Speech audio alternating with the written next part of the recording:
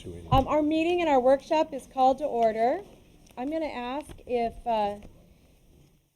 get the roll. Baker. Here. Here.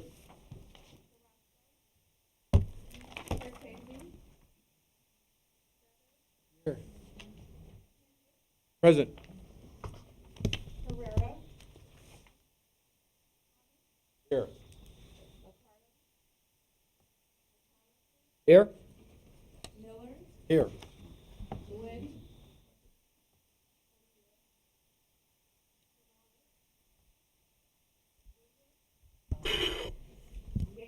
Here. Present. Thank you. Thank you very much, Moni. So first of all, I want to just talk a little bit about the order of the meeting today and what we're going to try to get accomplished. I want to thank my colleagues very much for being here. I want to remind everybody that our objective is to keep all of you here until noon. And they will bar the doors, so just know that. And as you all remember that in 2014, VTA launched the Envision Silicon Valley process to assess gaps in our transportation services and to identify projects that we thought as a community we could ask the public to support. It's been over a year and a half since we've started this process, and we're getting closer to the finish line, and today is a big part of that. I want to just ask my colleagues for a little bit of indulgence, and I'm going to also talk to the public about this as well, and that is that we're going to have very extensive presentations from the staff. And what I'm going to ask is that we let the presenters complete their presentations before we ask questions, unless the question you have is something that you need cleared up to understand the content of the information. I'm going to remind that my colleagues that we're going to be asking for refined questions. If you want to take notes, please do that. And then I'm going to ask the staff that will refine our questions. You have to be concise and clear in your answers so that we make sure we get as many of those questions answered as we can. I want to remind everybody that this meeting is being live streamed. There's been a great interest in today's topic, so if we have overflow, there will be overflow room in B104. And then the other thing is I'd like to recommend we take item 3.2 and 3.3 together. And since we only have a few hours really to have a very deep discussion, we're going to go ahead and get started. The other thing is, as it relates to public comment, right now we have about an hour's worth of public comment and approximately an hour worth of presentation. So again, I'm just going to remind everybody, and I will also say this to the audience, when we say 2 minutes, I'm going to ask people to line up, and it really will be 2 minutes and not longer than that. If we have more speakers put their cards in, we may have to even limit it further. So I'm going to ask people while you're sitting to make sure you're writing your notes and no finishing thoughts. It's going to be 2 minutes, and that way we're treating everybody the same and fairly, which is very important.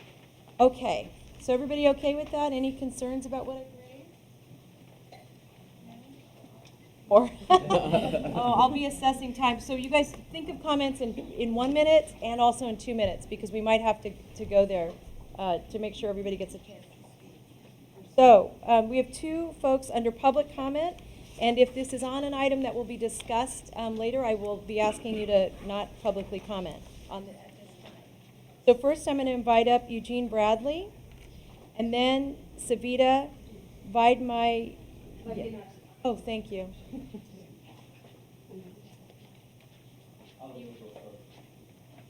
You have 2 minutes. Welcome.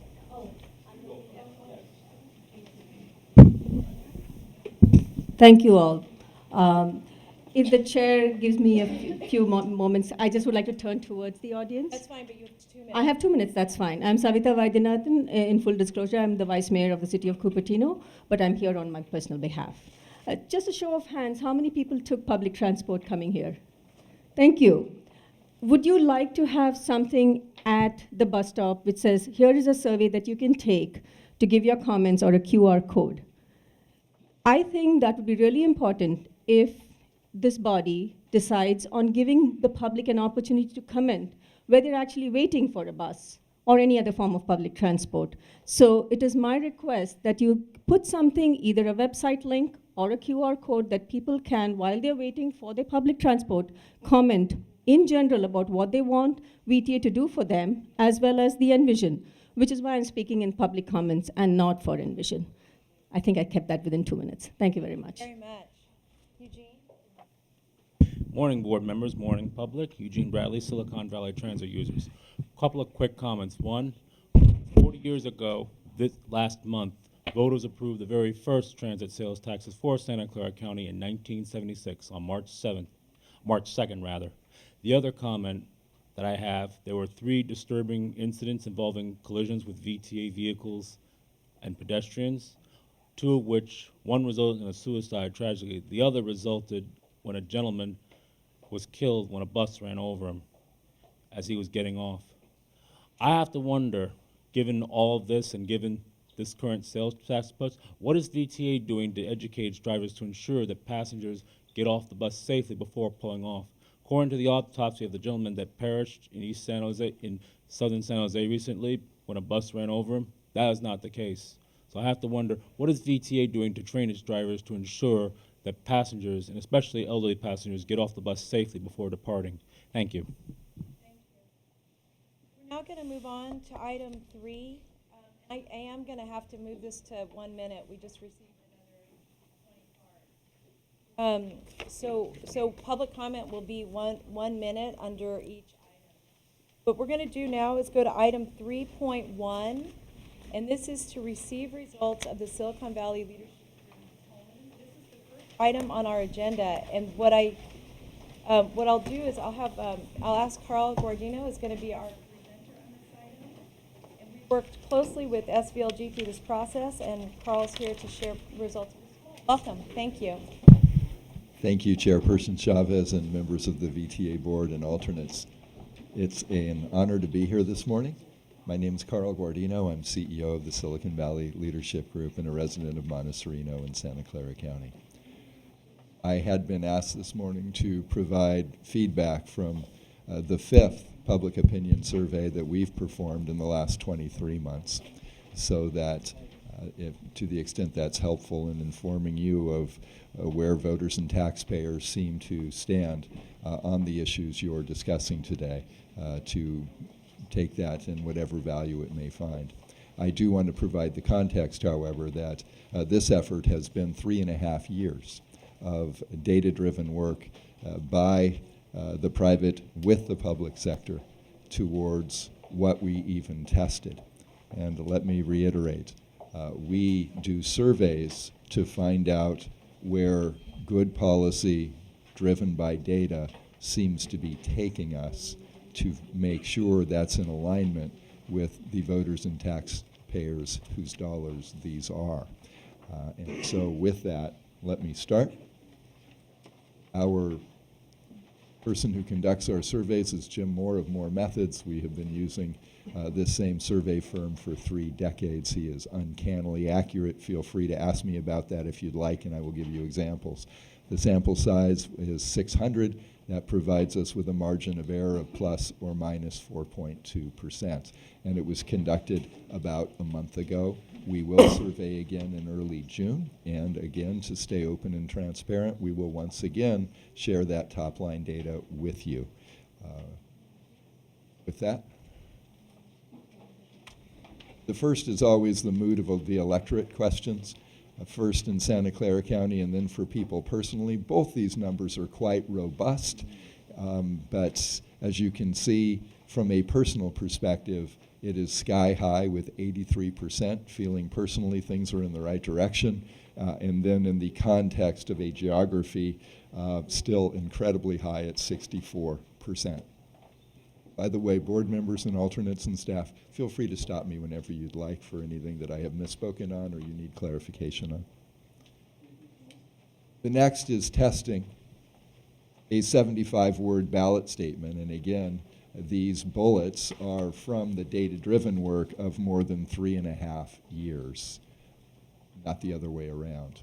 And so I will read this out loud for the record. To relieve traffic, repair potholes, shall VTA enact a 30-year half-cent sales tax to repair streets, fix potholes in all 15 cities, finish the BART extension to downtown San Jose and Santa Clara, improve bicycle pedestrian safety, especially near schools, increase Caltrain capacity to ease traffic on highways 85, 101, 280, relieve traffic on all 9 expressways and key highway interchanges, enhance transit for seniors, students, low income, disabled, mandating annual audits by an independent citizens watchdog committee to ensure accountability. As you can see by the numbers of this March survey, 65% yes, 30% no, 5% no opinion.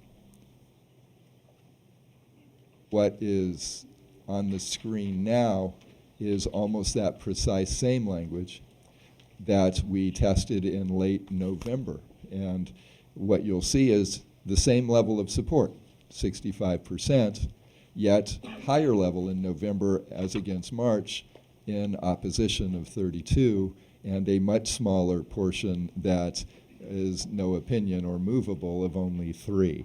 So while it's all in the margin of error, it continues to move in the right direction. In fact, of the 5 surveys, the lowest it's ever polled is 63, the highest is 68, the margin of error is 4.2. The last 2 polls were moving in the northerly direction, and we're getting more in the no opinion for people who are immovable, so that that additional 1.67% needed may be possible. Knowing that the weakest link can break the chain, we always test the component parts. We also tested a few other items here, and as you can see, nothing in terms of the component parts tests below how it tests overall at 65, which is a good sign, and everything tests between 65 and 72. Always of most importance to voters and taxpayers is to continue to maintain the current road system, where whether you're a car, whether you're a bus, an express bus, a bicycle, you're depending on decent streets at the local level on which to travel. That is at 72% support. Finishing the BART extension to downtown San Jose and Santa Clara, 67. Improving transit service for seniors, students, low income, and the disabled, 72. Increase Caltrain capacity, 68. And this is where I want to thank mayors in West Valley and North County. We had tried 5 different ways to express in 11 words or less the importance of Caltrain commuter rail. And the best we ever did in 5 attempts at slightly adjusting the language was here. But by working with Jeannie Bruins and Jason Baker and others, they had suggested that we also try in this component part slightly different wording, capturing the incredibly important safety improvements that can also be gleaned by improving Caltrain, and that improved it by 2% to 70. Thank you, mayors. And then we wanted to also test about each expressway, each of the highways interchanges as well. And then my favorite form of transportation, bike and ped, especially near schools, at 70%. It's important not only that people like potential transportation improvements, but that they feel that they can afford it. And so the affordability question is asked. Right now in Santa Clara County, you can see that people feel they could afford a half-cent increase in their sales tax at 79%. Bless you. We always ask confidence in government questions, and this is a challenge, I believe, nationally, statewide, and even locally now. As you can see, if you add up a great deal and somewhat, it's at about 53%.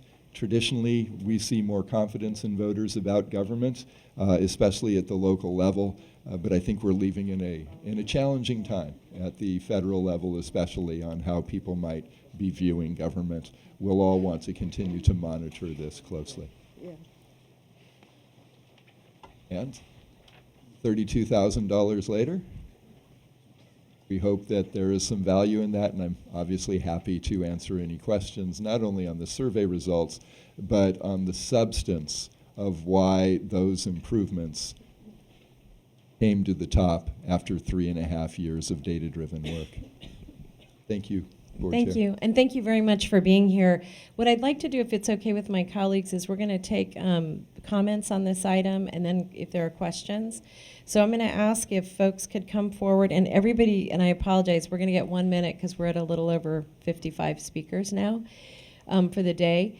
And what I'm going to ask is which staff person is going to let folks know about their time? Monique, you're going to do that? All right. So if I can invite up the 4 speakers on this item is Eugene Bradley, Philip Mahoney, Rod Sinks, and Tim Borden. So just go ahead and line up.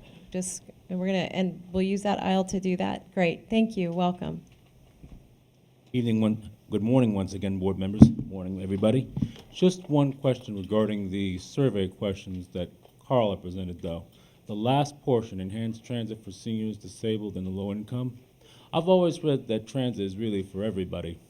When you basically specify who's it supposed to be for, what about somebody like me who works in the tech industry who wants to take a bus or train?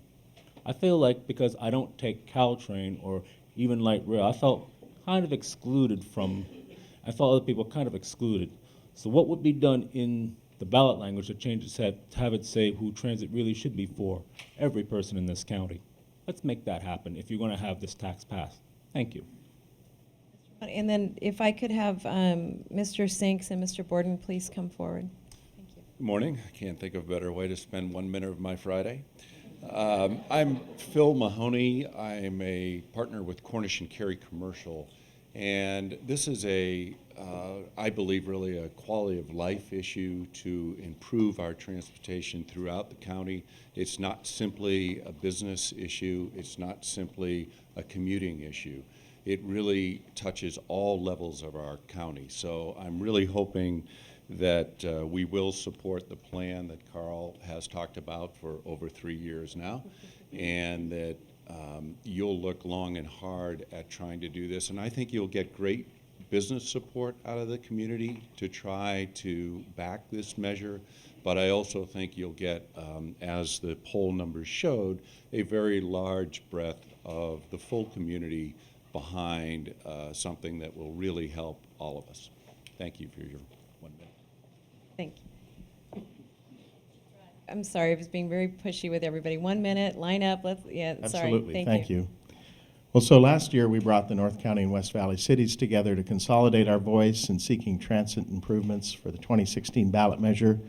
We worked very hard to reach consensus on a proposed allocation, settling on 2 key projects: Caltrain capacity improvements, including grade steps needed to keep traffic flowing on the perpendicular roadways, and a transit project in the 85 corridor. We're grateful to have 2 very thoughtful, hardworking VTA board members, Jason and Jeannie, among us, and we're counting on them to represent our interests. We've also worked with Silicon Valley Leadership Group. We know how important BART is to many here, and we hope you also understand how essential transit is to our future. We're bursting at the seams, and our growth throughout the region is limited by our housing and our mobility challenges, and we need to address both. We'd appreciate notice when you have a detailed ballot proposal. We will reconvene the North County and West Valley group again to give you our input.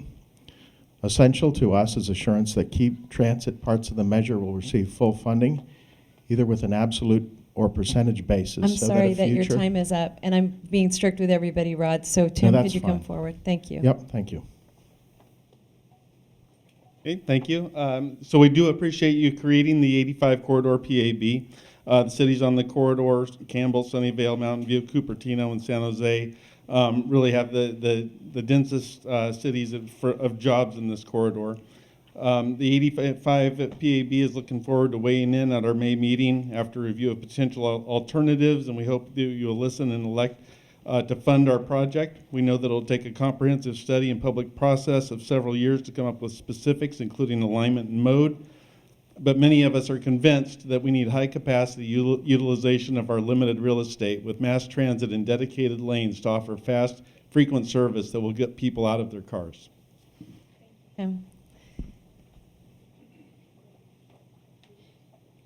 Thank you for all those speakers. Do you want to respond to anything that you've heard?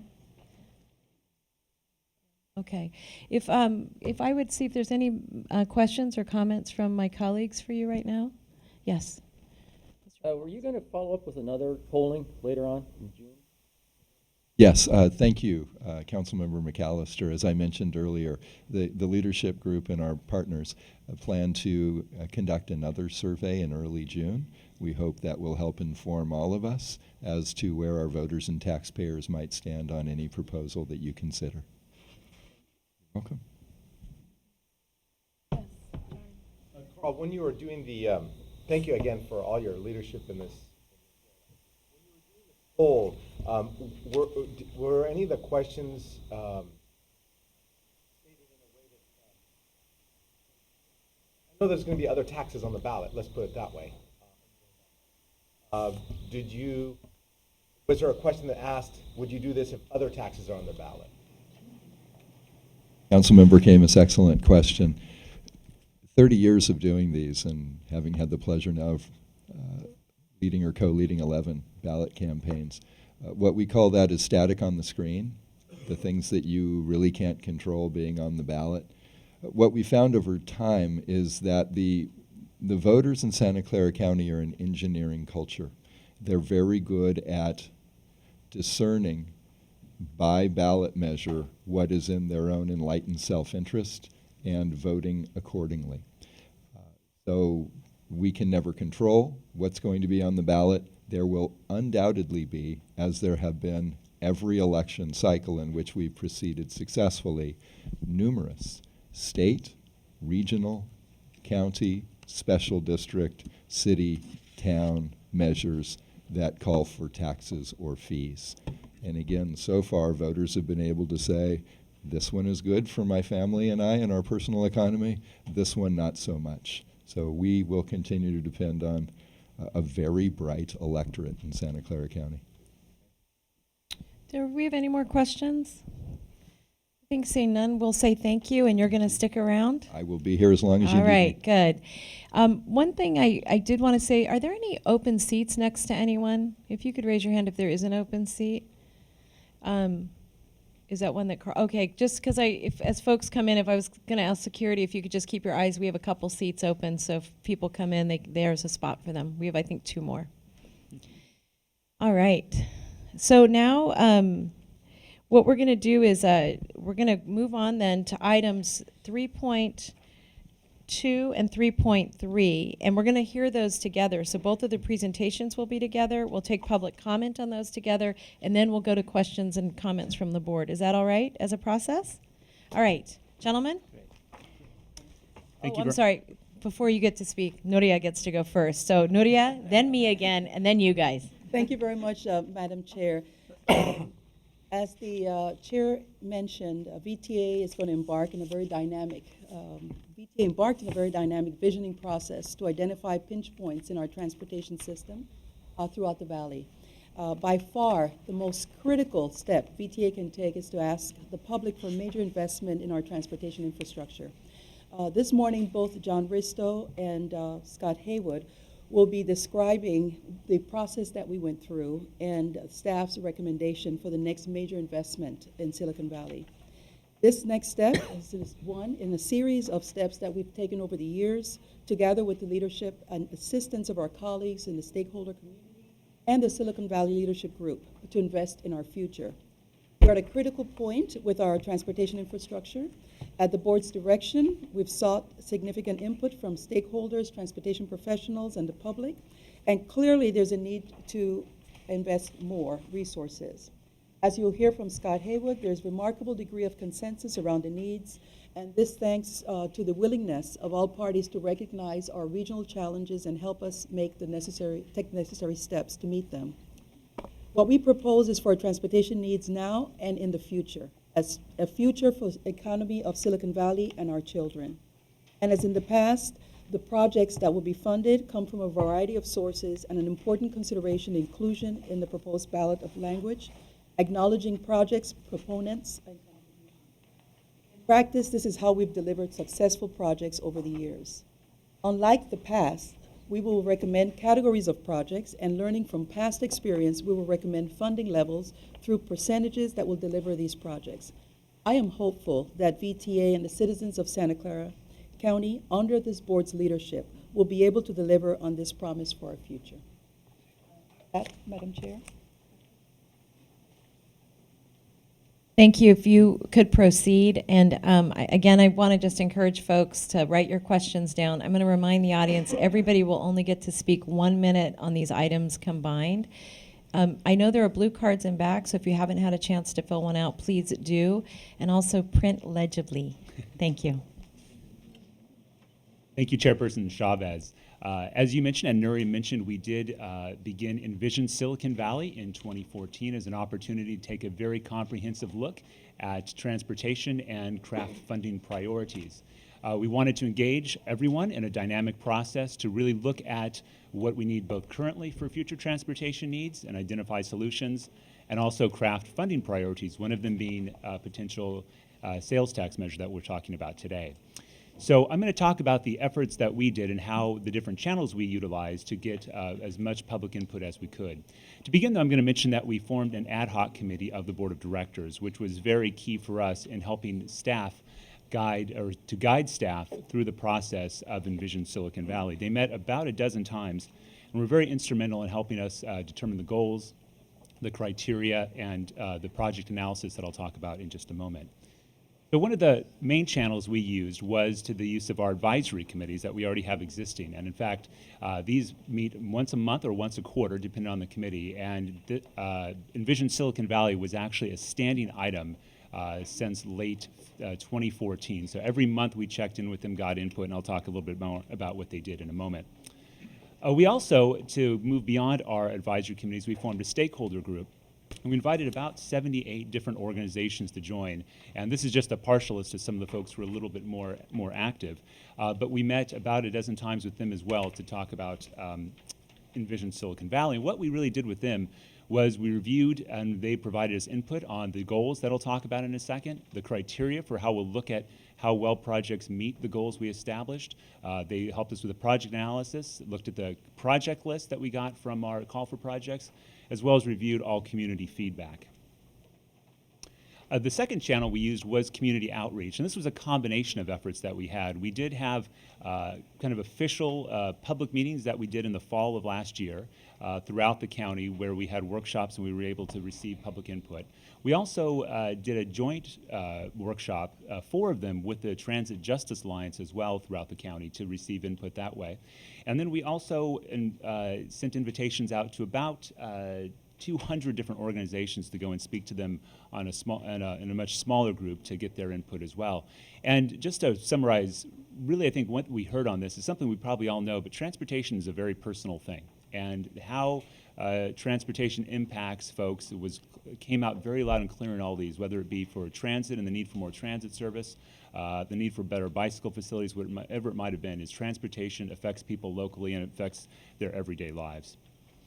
Another channel we did, which was a little new for us, is we had a much larger digital campaign than we've had in the past, both through the normal website that we have, which was an opportunity to get information about Envision, but we also created what was a microsite, and this was a much more interactive opportunity for folks who don't normally attend our meetings. We wanted to reach out for those folks who maybe weren't able to attend our regular public meetings. And we did through a series of surveys as well as a budget tool I'll talk about in a second. So one thing we did is we received about 3,400 responses from a Textizen, which is a texting survey, as well as our microsite survey. And you can see this is a sample of some of the information that we received. And again, it's interactive, so folks not only got to give us their priorities, but also see what other people were saying priority-wise as well. We also had the Transportation Challenge budget tool, and this is where folks found out just how quickly $6 billion goes when it comes to transportation projects. So it allowed folks to take a look at how they would like to spend $6 billion if they were a king or queen for a day, and allowed them to pick which areas of investment they'd like to make. And then again, because it's interactive, they also got to see what other folks were looking at too. And so they could see where other people were thinking they would like to make their investment opportunities. And let me just say too that these are not, we did take this information, but we know it's not statistically significant as the poll that Carl just described. But it did give us a snapshot into the public input we received from those groups. What I'd like to talk now about is what are some of the actions that came out of what we were doing this whole time with Envision. And I'm going to talk about the goals, the call for projects, evaluation criteria, as well as the project analysis. So the first thing is the goals and purpose for the program. When people were saying is what do we hope to get out of this and transportation in general? So we needed to craft a vision and craft goals. So we worked with the ad hoc beginning in November 2014 and then worked extensively through our committees as well as the stakeholder group, the board ad hoc, and ultimately the board of directors to say, okay, here is our vision. Here is what we want to accomplish with Envision and with the potential sales tax. So I'm just going to go through them relatively quickly here. These were adopted by the board in 2015. I should say that this is just a summary of the goals. There are also sub-goals that went with them. So the first one, as you can see, is enhanced safety. And this was really to result that projects that we build should result in a safe, reliable, and comfortable transportation system. The second goal, and I should mention too, I'm sorry, these are in no particular order, but is to provide congestion relief and improve transportation efficiency. This talked about regional connectivity and improving transit service and travel times to meet demand, as well as relieving roadway, highway, and expressway bottlenecks and really minimize traffic that a lot of residential neighborhoods are experiencing. The third is expand transportation choices and improve the travel experience. One of the elements was the use of technology to improve the transportation experience, as well as other amenities. There was talk about quality bicycle programs as well to close gaps and provide trail connections and promote county-wide connectivity. And then finally, that all projects should take into consideration geographical equity. The fourth is expand transit ridership and continue to promote quality transit service for everyone, including low-income areas, and to ensure that we prioritize transit programs for commuters, students, seniors, people with disabilities, economically disadvantaged, and all those who use public transit. And also that we, as an agency, should be supporting the development by promoting transit-oriented development that includes affordable housing as well. The next is to actively promote healthy communities, environmental sustainability, and plan for the next generation. This is an idea that we need to look just beyond our own immediate time, but to promote healthy communities with a high quality of life, especially in those communities that are marked by poor health outcomes. And also projects should minimize greenhouse gas emissions and vehicle miles traveled. The fifth was improve goal system financial sustainability and maintenance. That we need to make sure we increase maintenance funding for roadways, sidewalks, bike lanes, pedestrian paths, and transit stops. And we should also leverage new revenues to attract private investment and outside grant funds. Let's make our money grow. And strategically apply new local fund sources to underfunded project categories, and that all projects and programs must have high levels of support from the residents of Santa Clara County. The last is to continue to support Silicon Valley's economic vitality, stimulate economic development, ensure land use decisions are consistent with transportation investments, and benefit economic vitality and sustainability of Silicon Valley. So that was our vision. The next step, now that we had a vision, we need to figure out what projects we're going to do to make this vision happen. And so we conducted a call for projects from May through August of 2015, and we received over 600 projects from cities, the county, Caltrans, as well as members from the public as well. And it only came out to about 48 billion, so that's what we had to work with. The board adopted this full project list in 2015. The next step we had to do was to look at the evaluation criteria and determine how are we going to measure all of these projects with the goals that we have, because the goal was to have the projects meet the goals that we had established. And so we worked with our stakeholders, advisory committees, and the board ad hoc, and ended up with 32 different criteria to help us measure how well projects would work. To be honest, staff was hoping for about 8 to 10, but we wound up with 32, so it made it a little more challenging, but I think we got a good product at the end of the day. And these were adopted by the board in August of 2015. So the next thing we did was we did conduct a project analysis, and we did group projects to analyze from the 600. Projects that were under 100 million we did not analyze because to see really their impact is very difficult to see with a smaller project. So we did group projects by corridors or in some cases by programs. And we resulted those in report cards that look like this to help take all the complex information and all the data points and kind of simplify it to help folks see how well each of these various projects meet the goals that were established by the board. And let me just say that if projects were not scored, it doesn't mean that they were not categorized or couldn't be considered for the sales tax measure. It's just that they were too small really to really see it. And that these report cards are really one tool to help us determine what we want to put forward, and that there are other things to take into consideration as well, geographical equity, mode type, et cetera. Let me just close my section by mentioning that, in addition, we did work with our stakeholders, and we did get some expenditure scenarios that were put together by our stakeholders. They had a group exercise where they got into 4 subgroups, and then they presented ideas how they would like to see a sales tax measure. Several cities, as was mentioned earlier, also came up with ideas for how they'd like to see it. Our advisory committees, 2 of VTA's advisory committees, the Policy Advisory Committee and the Technical Advisory Committee, agreed on one and submitted that as well. And then the Silicon Valley Leadership Group has also has an expenditure scenario they've developed as well. And I think a lot of the good news is that we're starting to see some common themes develop, and we're starting to see a lot of movement towards a direction. But with that, I'm going to close my section. I'm going to turn over to John, who had the pleasure of taking all that information and then recommendation to share today. Thanks, Scott. John Risto, Director of Planning and Program Development. And first, I really want to thank all the people that braved the purple rain today to make it to us today and join us. So it was really good to see that people want to engage in this process.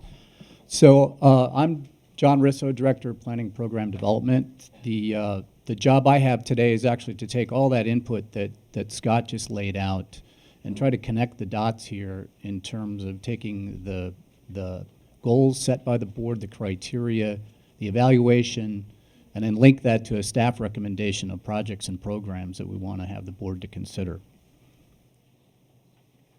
So just before I get started, just to know what we're all talking about today, what we have in front of us is a proposed half-cent sales tax that would be of 30 years in duration, and that's a significant point as well. If the board decides to put this on a ballot, it would likely be in November, and then if it passes, it would start collection in 2017.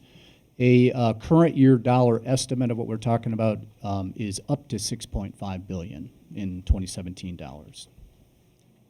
This slide is intended to just tell us that we're not alone in this, that to develop and deliver a program of this magnitude, it's not just the sales taxes that are generated at a local level, but what we did was look at the potential of federal, state, other local and regional funds that can help us to deliver this. And so what we did was took the categories that I'm going to go over and look at what potential other sources of revenue can help us to deliver that program.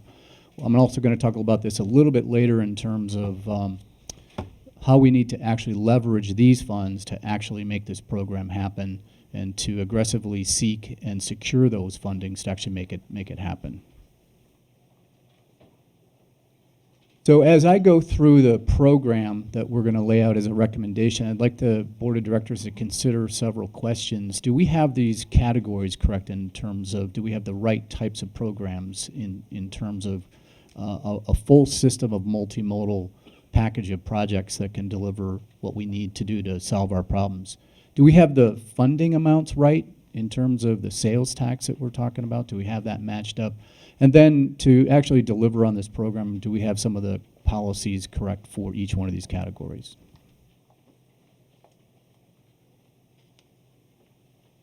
So this is the table that illustrates where staff came down in terms of a program recommendation. The total at the bottom is a split between that lower level estimate of $6 billion and the upper level estimate of 6.5. So we're recommending a total amount of 2017 dollars of approximately $6.25 billion. The categories are in alphabetical order. They're not in any kind of priority order, and I'm going to go through each one of these individually. So our first project, the BART project phase 2, these funds would actually support the construction phase of the 6-mile 4-station extension into the rest of San Jose into Santa Clara. This is a new regional rail corridor, meaning there isn't one there now. That's why it's so expensive. We're having to purchase a right-of-way in the corridor and actually build a brand new system that actually now rings the bay with rail. Coupled with the Caltrain improvements and an overlay of high-speed rail on the west side of the county, this one coming down the east side is really a game changer in terms of transportation in this county. Our job is actually going to be to leverage this program and use these funds along with other funds to really connect up the rest of the systems for those two major game changer, really community changing projects. So this is an incredibly important project for the future sustainability of this valley. As I mentioned earlier, leveraging is going to be a very important piece of this whole program. This project already is lining up a number of very large other funding sources to actually help it to achieve its completion. This is the map of that next extension. As Carl pointed out earlier, I think that the first phase into Berryessa into Eastside San Jose is on track and under budget right now. We're going to be delivering that to users next year. So this is the continuation of that project, linking up with the Caltrain system in a number of places and really ringing the bay with rail. This project obviously scores high in a number of categories. It is really critically important to actually make this one happen, as it does really, really help to bring transit system to many other communities in a really high frequency and congestion relieving fashion. Really will expand transportation choices throughout the county as well. Next in alphabetical order, the bicycle and pedestrian program, and this is one that we really want to go all in on. With these funds, what we looked at when we analyzed the 500 or so bicycle projects that we looked at, we wanted to highlight those that were going to provide a really high connected, very high capacity, very safe and convenient system of corridors and other bike projects that connected up this entire county together. We were really looking to go all in on an improvement of bike system with a vision of really a bike superhighway for commuters and other users. Some of the biggest problems we have with the system right now is we have a number of barriers that are blocking the ability for us to connect up these long-range systems like that. They're expensive, and that's where we'd like to actually focus these funds into building those connections and the gaps in the certain corridors that we'd like to see completed. What it looks like, we would like to achieve this. This bike program probably has the highest potential for seeking and securing outside funding, so we're really going to be looking to our partners to help us with securing those funds to actually make that system connected and very effective when it comes to commuters as well as recreational users. We are looking to have this be a type of a competitive grant program similar to the other ones that we do as we manage grant programs. We're looking for project sponsors to bring forward, with our help, a match to extend these programs further, and I'm going to talk a little bit more about that later. This would also include a number of other sub-programs to improve on safety around schools as well. This one, as you can imagine, would score high and medium in a number of areas, and we really want to make this a highly effective program by connecting this system and really providing a lot of new transportation choices that are safe and convenient. As I mentioned earlier, the two big rail programs, the BART project into Santa Clara County and Caltrain, really are game changer programs and projects for this valley. You may know that the first phase of electrification of Caltrain is funded and is expected to go into construction this summer or later in the fall.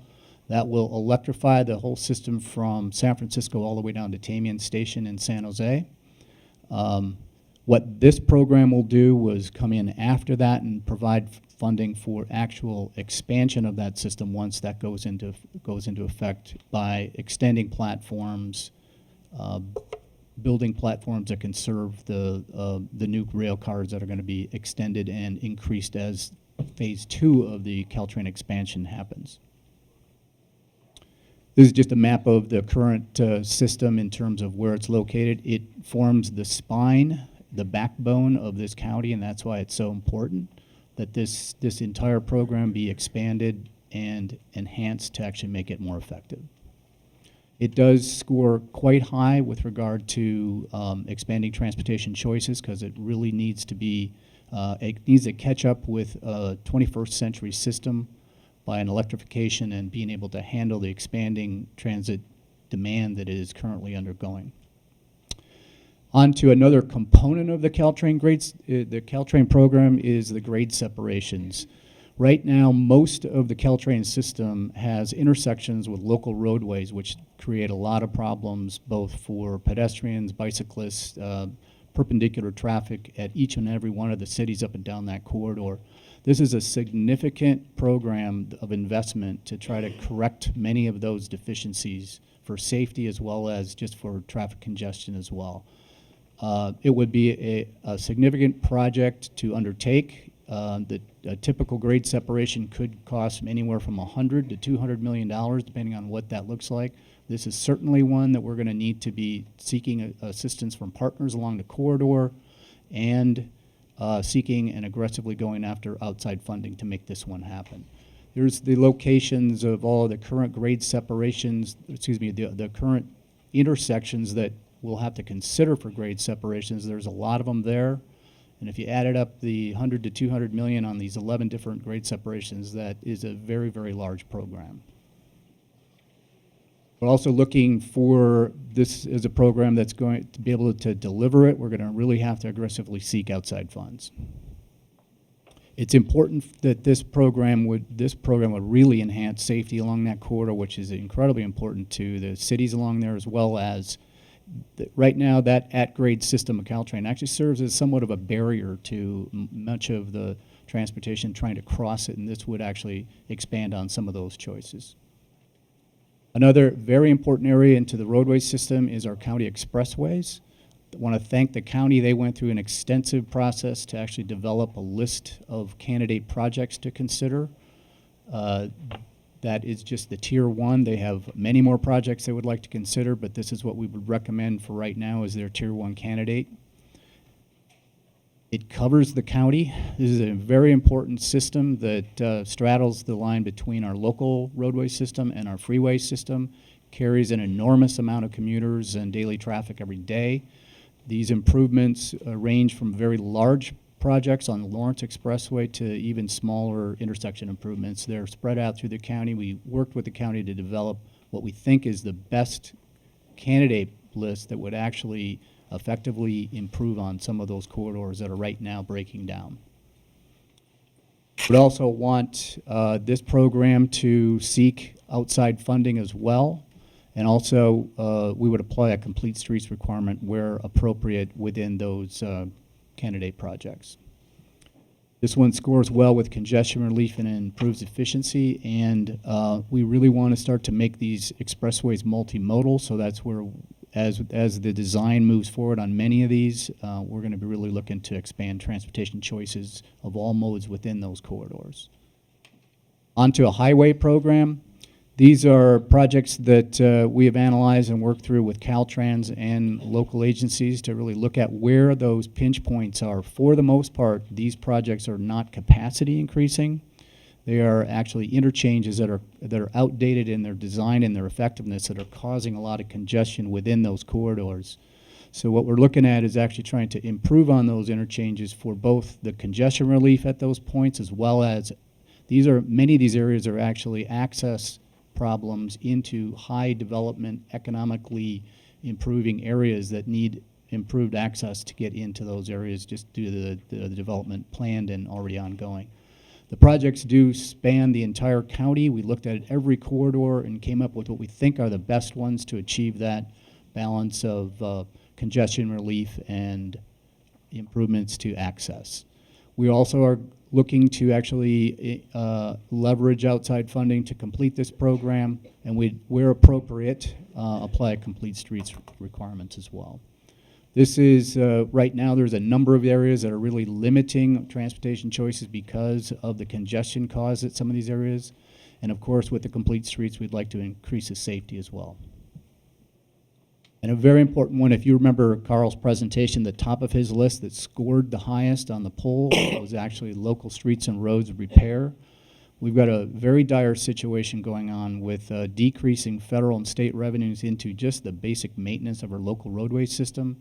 We track the pavement condition index, or how well those pavements are holding up And just about every city, and including the county here in the valley, is on a downward trend in terms of their pavement condition, some of them reaching a real critical position on that. These funds would be provided directly back to the cities for pavement repair. If their pavement condition is of sufficient level, then they have some flexibility to use it for other projects as well. This would be distributed based on a formula that includes population and then for the county's purpose, expressway lane miles. Was mentioned by one of the speakers earlier, we still have some work to do in the State Route 85 corridor. There's a policy advisory board that's doing its work, and we are scheduled to complete that and bring those projects back to the board in May. On to transit operations and amenities.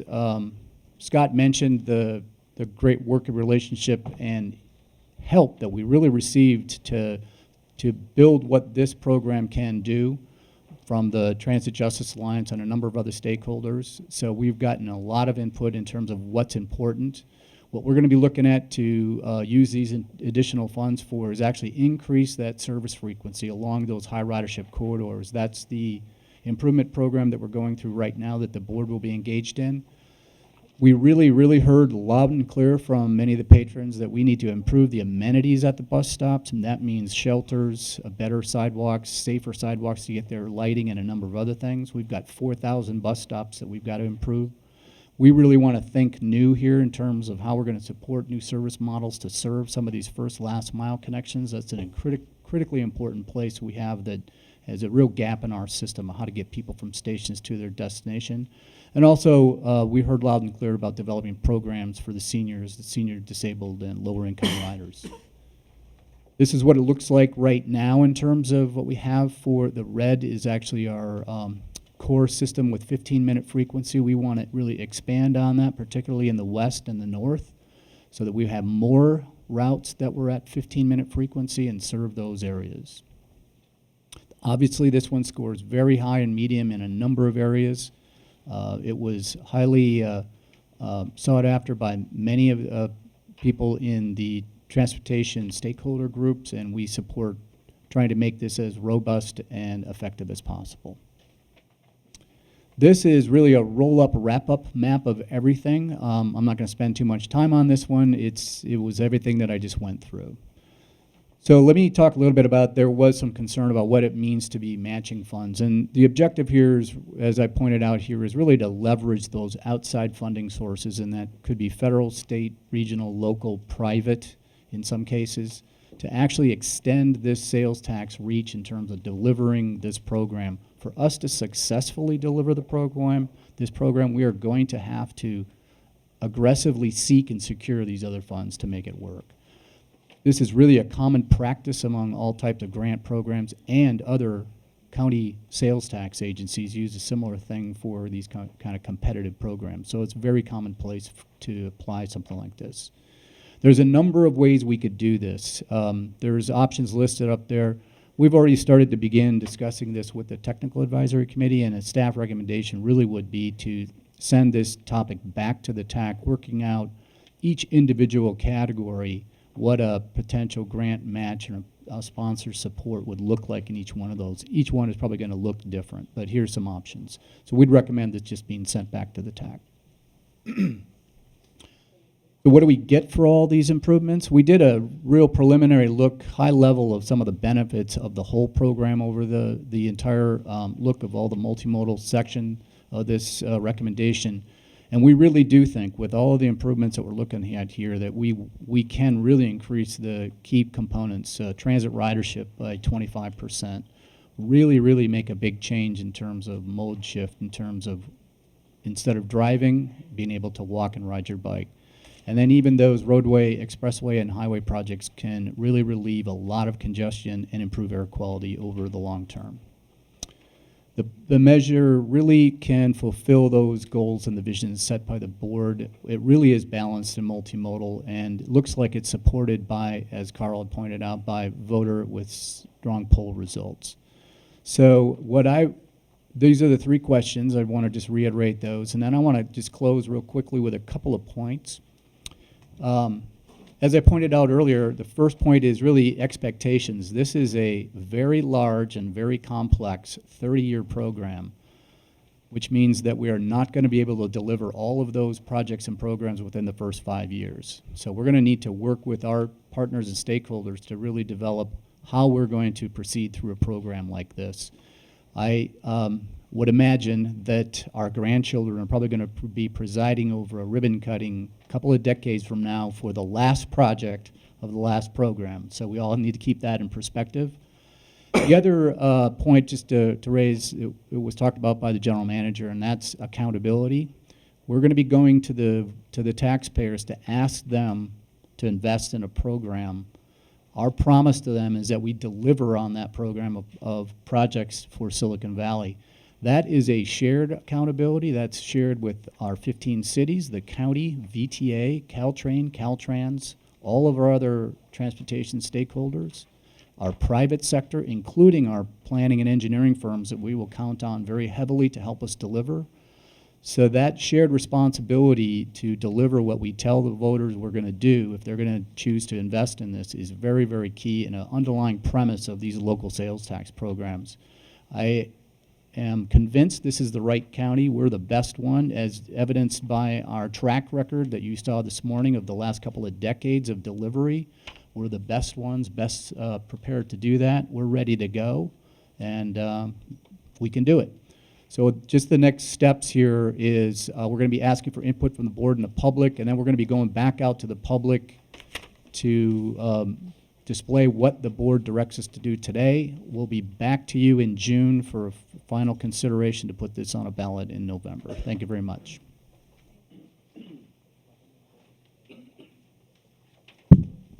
Thank you very much. I'm going to ask if you could go back to the previous slide on next steps that has the do we have the right categories. And I'm going to leave these questions up because these are really the questions the board's going to need to be able to answer. We have about 65 speakers. And I'm going to remind everyone that everyone gets to speak once. And really, I'm going to be very... I want to be strict about the minute because I want to make sure everybody gets a chance to speak. I want to leave enough time for the board to have a conversation. If we do this right, we'll have about a little over an hour of public comment, maybe an hour 5 minutes. Okay, maybe an hour and 6. But that way there's enough time for us to give feedback to the board. I mean to staffing and move and proceed. What I want to do is, if I could, I'm going to ask people to come forward and get in groups of 5. So as soon as you hear your name, please just get in line. If you're not the right person in the right order, I'll make sure I mark your card anyway, so just feel free to come forward. And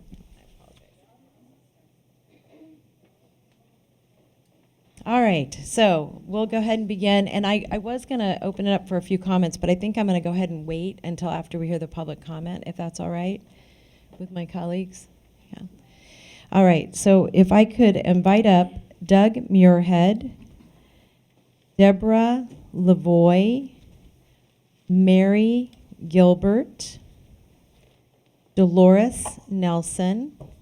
And I'm going to ask staff to make sure folks know how to come forward and where to speak from. So if you're a staff person near that area, if you could guide, all right, well, or not, Dolores Nelson and Monica Gomez. Welcome. Hello. Thank you, Chair. Good morning, board members and staff. For the record, my name is Doug Muirhead. I live in Morgan Hill. The last BPAC meeting saw 23 report cards, but without the maps you have today. VTA received nearly 600 projects. I would like to have seen the original list segregated into a section for each report card, another for those not modeled, and another for those not considered. Without those lists, I don't know what I'm getting and not getting for my money, especially in the larger buckets. I take issue with the map of Caltrain capacity improvements, which suggests improvements all the way to Gilroy. Neither electrification nor positive train control extend south of Tamian, where Union Pacific owns the tracks. We don't need level boardings and longer platforms south of Tamian. What we do need is bidirectional commuter and midday service. Lastly, you are asking voters for money for specific projects over the next 30 years. But in 18 months, you may radically restructure your service offerings through TRIP. Please explain. And thank you for free rides on Earth Day. Thank you.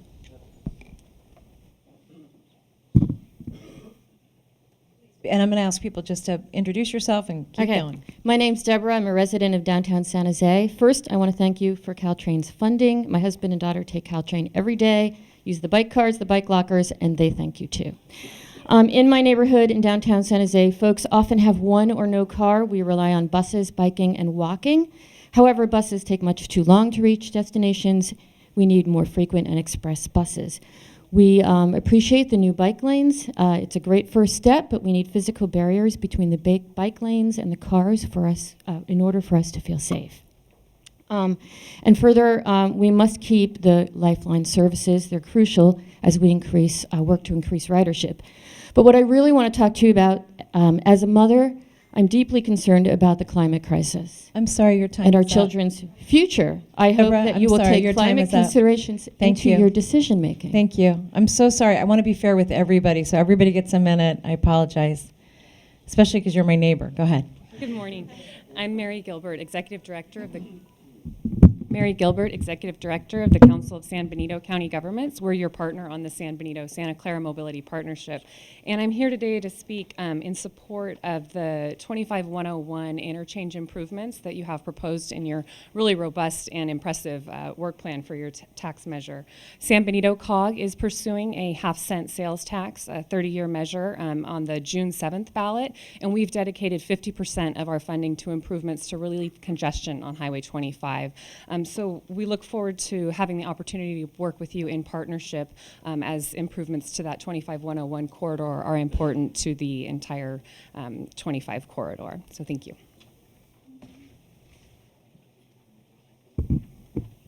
Hello, my name is Dolores Nelson. I'm the Senior Director of Global Facilities and Workplace Services at Plantronics, one of the largest private employers in Santa Cruz County, which is where our global headquarters is located.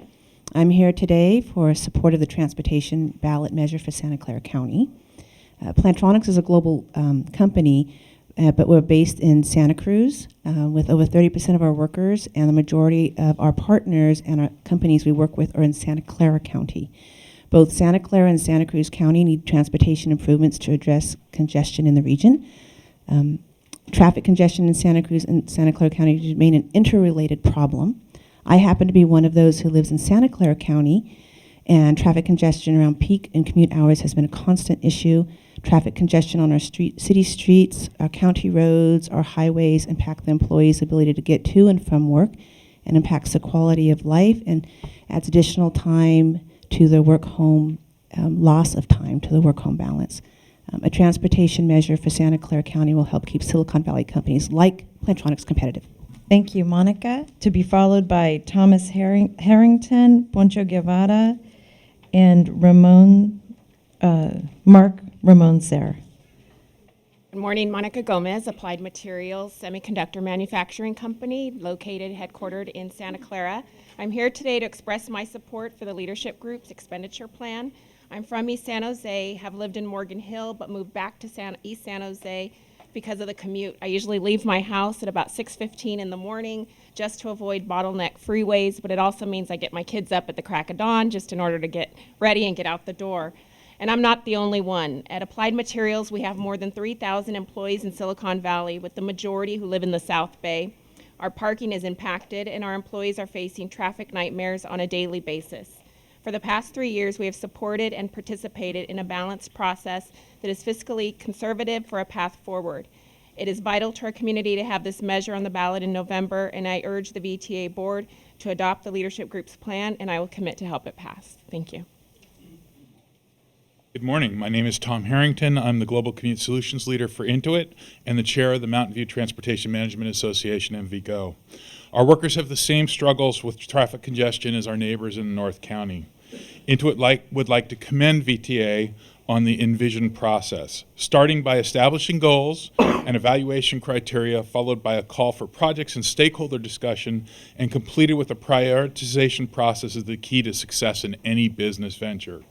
Intuit also supports the Silicon Valley Leadership Group draft plan as it strikes the appropriate compromise to best serve the needs of the region with the contemplated resources. Thank you. Good morning. My name is Poncho Guevara. I am the Executive Director of Sacred Heart Community Service. I just want to say Happy Earth Day. One of the things that was wonderful about the poll that that the leadership group did was it revealed something in the highest priority that people put. The thing that people that scored the highest and had the lowest opposition was actually looking at transit-dependent populations, the needs for low-income families, for seniors, for students, that kind of thing. And trying to create the right balance is really important. A couple years ago when this process started, we realized that there really hadn't been a plan or a vision for what we're going to do to really improve those operations and be able to make things happen. And over the course of the last couple of years, Sacred Heart, the Emergency Assistance Network, which works with roughly 100,000 low-income families, the Transportation Justice Alliance brought in over 1,000 folks that were involved in this process at different things. Sacred Heart alone had over 74 meetings where we're really talking about what these priorities need to be and how we can impact the process. And the vision that we have for is at least $500 million for a first down payment to leverage over $2 billion of improvements that we need to see to happen in the system to really reduce hardship. So we really thank you for your leadership and looking forward to it. I'm going to ask Mark, Bob Brownstein, to be followed by Adina Levine. Yeah, Mark Ramoser, community advocate with Silicon Valley Independent Living Center. We represent another largely transit-dependent population, people with disabilities. For us, this really is a quality of life issue. I myself am transit dependent. I was one of the handful of hands that went up.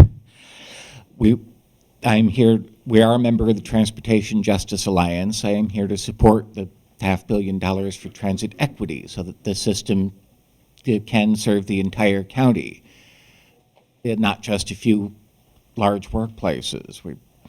Everyone needs transit. Even when it was free today, it wasn't crowded. So Bob, followed by Adina, followed by John Zhao, Nancy Smith. Bob Brownstein from Working Partnerships. Historically, we've been successful with these measures because we've focused on vital priorities and striven to achieve balance. One of the priorities should be to achieve transportation equity for those who depend on VTA to meet their basic needs. That includes low-age workers and seniors and the disabled. And the Transportation Justice Alliance urges the board to achieve balance by approving the $500 million in proposals that we've submitted, including improvements to the core bus system, which scored extremely highly by VTA staff, as well as senior mobility programs such as paratransit, as well as assistance to those who can't afford the system, the working poor, through discounted fare programs. As the polls have shown, this is an area in which politics and policy go together. The public is very supportive, and we look forward to working in a unified way with all of you to achieve 68% in November for the passage of this measure. Adina, to be followed by John Zhao, Nancy Smith, and Colin Haney. 11 Friends of Caltrain, nonprofit with over 5,000 participants on the Peninsula Corridor, including about 2,000 in Santa Clara County. We strongly support the Caltrain and BART improvements to connect the rail backbone around the bay, and thank the Silicon Valley Leadership Group, Northwest County cities and transit riders for the advocacy for a good package. The VTA board has been wrestling with, thanks to VTA for bringing in Jarrett Walker to figure out how we can increase transit ridership, and wrestling with making it a zero-sum game. I urge you to look at this ballot measure as a way to not make it a zero-sum game and ask staff to find out how much money is needed for bus service in order to be able to increase ridership without cutting Lifeline service for the elderly and disabled and transit dependent. And lastly, we urge you to consider climate in your considerations. Thank you. John, to be followed by Nancy Smith, Colin Haney, and Ramy Brandzinski. Hi, I'm John Zhao. I'm a Stanford student and a longtime Cupertino resident. I'm also representing students for Sustainable Stanford. I'm a millennial, and I have a stake in this conversation because of climate change. The Bay Area continues to grow, traffic is getting worse, and our carbon emissions continue to increase. This problem is not going to go away if we keep expanding highways or roads. Instead, we need to fix our transportation system and move away from autocentricism. This measure would influence our transportation system for 30 years. So we need to get this right. Otherwise, it might be too late. We need to take cars off the road, and for that, we need better public transportation.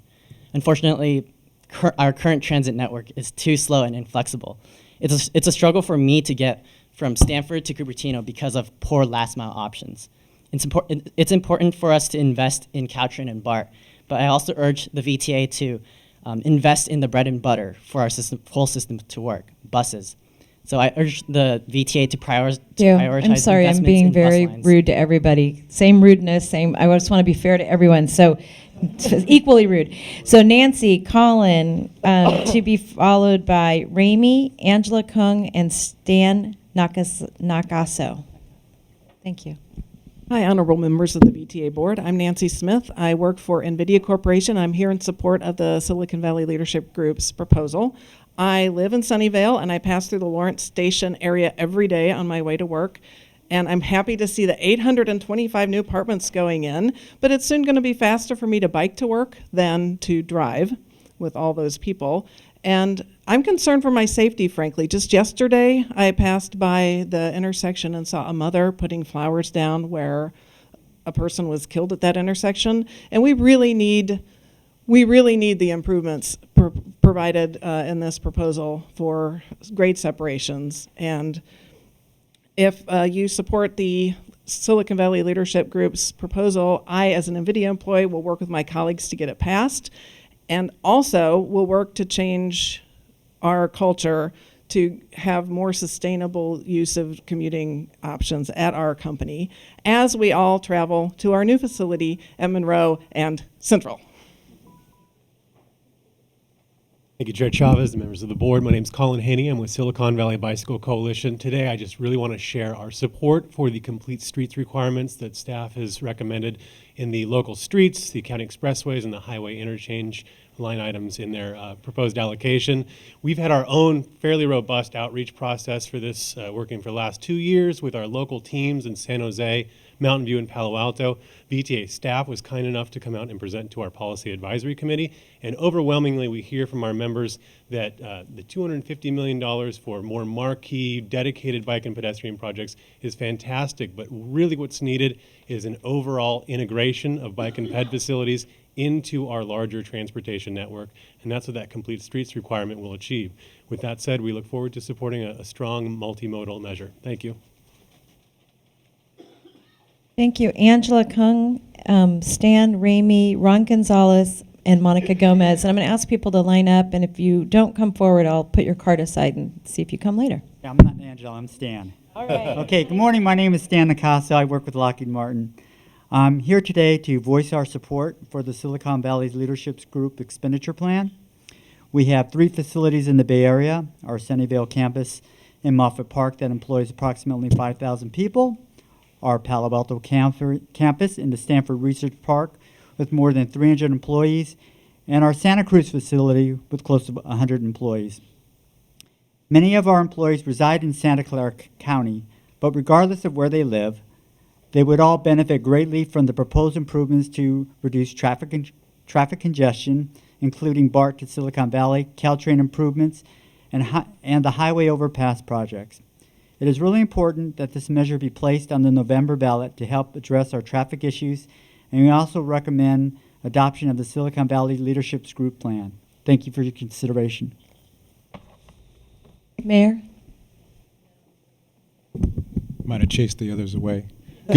Good morning. Ron Gonzalez, former mayor of San Jose, former Santa Clara County supervisor, and former council member and mayor of Sunnyvale. And most importantly, former member, board member, and chair of the VTA. I come before you today to conceptually endorse the framework and urge you to continue working to make it the best measure we can possibly present to the voters in November of this year. It was 27 years ago today, not today, but this time of the year, that Supervisor Chavez, who was then a colleague of mine in my supervisor's office, and she was my community policy person, she and I began meeting with dozens of neighborhood associations and groups to start building the support and momentum to bring BART to San Jose 27 years ago. Please don't take 27 more years to get those trains rolling into Silicon Valley and San Jose. I want to be standing at the station when that train rolls in. And in fact, if I listen carefully, I think I can hear the BART whistle right now. Thank you. Thank you, Mayor. Dolores Nelson, to be followed by Steve J. Jostin, Ramses Maidan, and David Quall, or Cole. No? Okay, Michael Prislak and Juan Hunando. Please, welcome. Good morning. I'm Steve Jostin, and I'm the Senior Director of Global Site Services for Infinera Corporation. I'm here on behalf of the Moffett Park Business Group, who I'm also Secretary-Treasurer of. And we are encouraging the Santa Clara VTA Board to move forward with a half-cent sales tax ballot measure in November 2016. Recent history has shown that many of these local transportation improvements have been completed as a result of the self-funding measures passed by the Santa Clara County voters, and this proactive approach supports the economic vitality of Silicon Valley.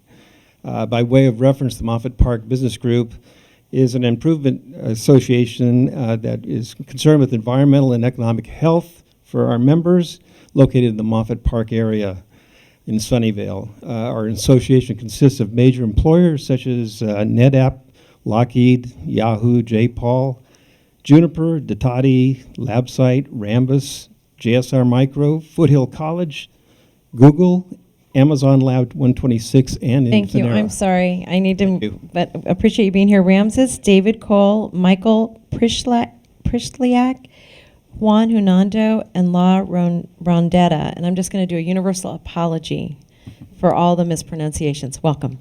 All right, Ramses Madhu, Associate Director of Parking and Transportation for Stanford University. Here to support the measure. Stanford University and hospitals are a major regional employer with educational, medical facilities, and event centers that rely on the regional transportation system to function. With the growing population and jobs density in Santa Clara County, the regional transportation system is facing unprecedented challenges. Overcrowded trains, insufficient bike facilities, and congested roadways are making it harder to travel to campus. The university and the hospital are working very hard to do our part. We have a 50% mode share on the university side and 35% alternative mode share on the hospital side. We're allocating a great deal of resources to allow our community members to make these choices possible, but the regional system needs to add capacity in all modes to allow this to continue. Over the last few years, Stanford has participated in the process with SVLG to create their version of the county tax proposal. We support the outcome of their process. Ramses, thank you. I'm going to ask David Cole, Michael, Juan, and La Rondetta to come forward, followed by Victor Gomez. David Cole with Carbon Free Palo Alto. With all the cities and the counties developing the prospective climate action plans to reduce greenhouse gas emissions to hopefully avoid the worst effects of climate change, we can hardly afford to have a 30-year tax plan that does not have greenhouse gas reductions as front and center.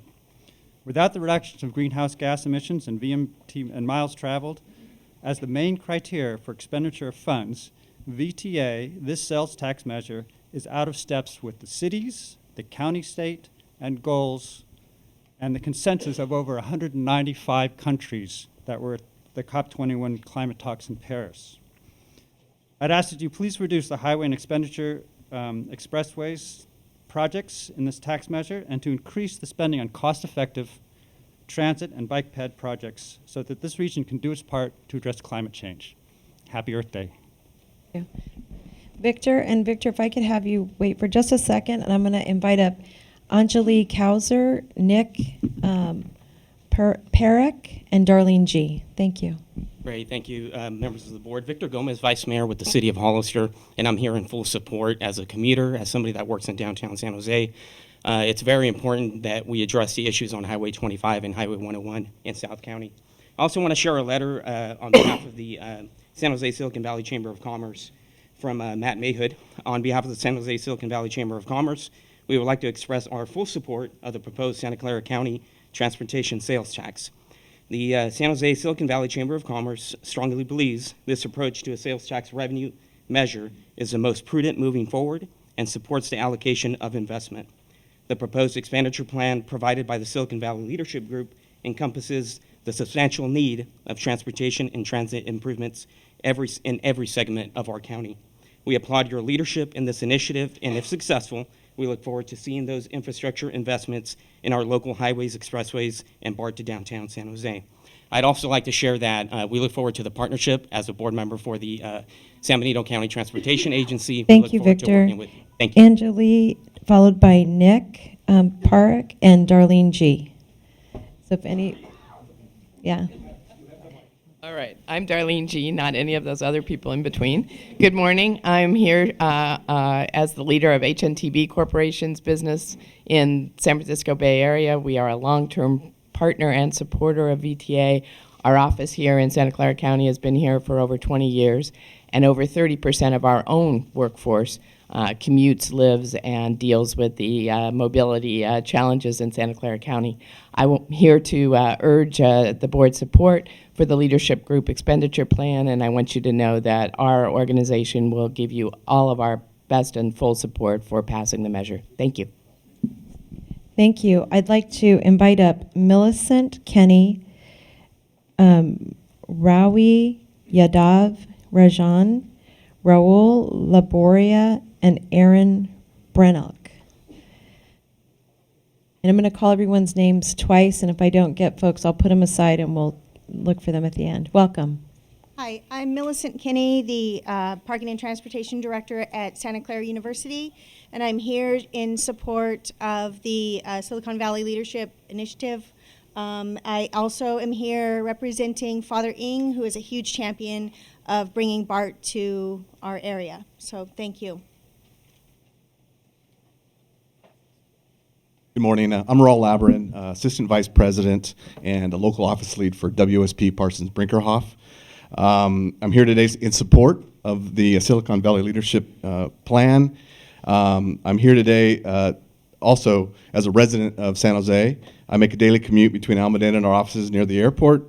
I travel the highways and roadways in this county regularly as part of my work week, and I'm directly impacted by the daily congestion in our valley and spend a lot of hours each week commuting. As a professional in the field of transportation planning and engineering, I'm acutely aware of the county's needs and look forward to the potential for improvements that the ballot measure in November addresses. I urge the board to adopt the plan, and you can count on my support and our company's support for this measure in November. Thank you. Morning, and thank you for all your hard work on this, to staff and to members of the board. Erin Brennock, Director of Corporate Affairs at Synopsys. We've been located in Mountain View and Sunnyvale for more than 25 years.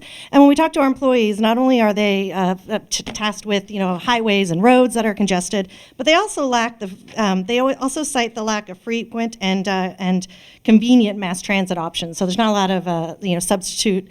So they're sitting in their cars, basically. We have a lot of employees sitting in their cars, and so they would like some other options. I'll cut through all my fluff and just say that we appreciate all the work that the leadership group has been doing, and being located in the North County, we appreciate all the meetings with the North and the West County members and elected officials. And we do support the leadership group expenditure plan with the support of our local elected officials as well. So thank you very much, and good luck with everything. Thank you. I'm going to call up Ronnie Yadav Rajan, Craig Robinson, Simon Kim, Bill Wagner, Chris O'Connor, and Stephen, Steve already spoke. Stephen Jostin, yeah, he spoke already. And Victor spoke already. All right, Victor Gomez. Do we have another Victor Gomez? If not, if so, come on up. So any of your names, just come forward. Thank you. Good morning, Chair Chavez, members of the VTA Board. Today is an important step in making years of hard work a reality, and we would like to commend you on holding this workshop today. My name is Chris O'Connor. I am a San Jose resident, and I work on transportation policy for the Silicon Valley Leadership Group. Many of our members have gathered here today in order to express the critical need for a transportation measure in November. They are also here to advocate for the product of their hard work, as leadership group members have undertaken years of effort in developing an expenditure plan that is balanced, informed by smart policy, and acceptable to Santa Clara County voters.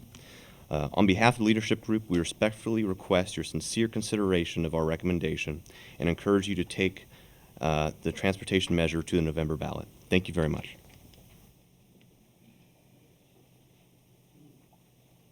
Good morning. My name is Simon Kim. I'm here to represent AECOM. We're a global infrastructure delivery firm with about 90,000 people.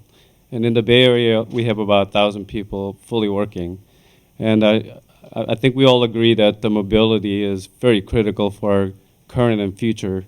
So our firm is firmly behind this plan that the leadership group put together. We've been very active with the group as well. And I urge you to adopt the plan, as well as you can count on our support in November to pass this. Okay. Greg Robinson, Bill Wagner, Chris O'Connor, Gerald Posky, and Joe Young. Morning. I'm Bill Wagner. I'm not sure what happened to Craig Robinson, but I'm with HMH Engineers. We're a local business that employs about 80 commuters here in San Jose. I'm also here today representing the American Council of Engineering Companies. You've heard from a number of our members so far. Our organization works very closely with VTA, with Silicon Valley Leadership Group, and other agencies throughout the state in delivery of important transportation projects like those proposed today. We support the leadership group proposal. We also strongly support VTA's current practices for local control, innovative delivery to deliver projects on time, within budget, and the strong levels of accountability that are necessary to satisfy the voters in this county. Thank you. Craig Robinson, Chris O'Connor, Gerald Posky, and Joe Young, and Andrea McKenzie. Good morning, Chair, board members, and my fellow audience members. There's no perfection in the world, and the same rain that California needs is also a commemorative for Prince, and it's a bad hair day for me. I'm not Don King. I'm Joe Young, and I'm here representing the Sacred Heart United Senior Action Committee, the USA Committee. We work with seniors at community centers around nutrition and transportation issues with the belief that seniors deserve the opportunity to be active members of our communities. We are a member of the Transit Justice Alliance. We are supporters of the Star Mobility Program project, which has been proposed by Outreach and sponsored by the VTA, and which has an estimated cost of $46 million over 30 years. Our particular piece of this broader project is the program that provides transportation to the senior nutrition programs, the senior lunch programs as they're called, at community centers. This program accounts for only a portion of the total STAR program budget, which will provide services for an estimated 8,500 to 10,000 low-income seniors this year. Thank you, Mr. Young. I'm sorry. Yeah, I know. Thank you very much. I'm so sorry. I did the best. Welcome. Hi, Gerald Posky, Google's Transportation Long-Term Planner. I think we're unique in having a full program to look at the risk and opportunities that transportation is bringing in our area. I want to emphasize that we support the compromise reached by the Silicon Valley Leadership Group. It's a difficult question how you spend the money, but nothing's perfect. We do support that. One thing I want to leave you with is the reason why we support extra funding for the North County, and we would have gone even further if we could. In our program, we can look at private information and public information about growth, and we see the North County exploding far faster than the models show. The Planned Bay Area forecasts are already been exceeded in 6 years, the 30-year forecasts in certain cities like Mountain View. And these cities are actually turning down more applications than they're approving. So North County is exploding. We would have pushed it further, but we appreciate the Silicon Valley Leadership Group's compromise. We fully support it and hope you will too. Good morning, Madam Chair, members of the VTA Board of Directors. I'm Andrea McKenzie, General Manager of the Santa Clara Valley Open Space Authority, and I just want to thank you for the balanced approach you've taken on a couple of very important goals. One, expanding transportation choices for bicycle and pedestrian projects that close gaps and provide trail connections. And secondly, healthy communities, environmental sustainability, and thinking about next generation. And I want to just say that there's an opportunity for the Open Space Authority to partner with VTA, the county, and the cities to implement expenditure plan projects that further those two goals. Thank you very much. So I'm going to invite up Izzy Conejo, Farut, Donna Farut, Jason Lungard, to be followed by Diana Salazar.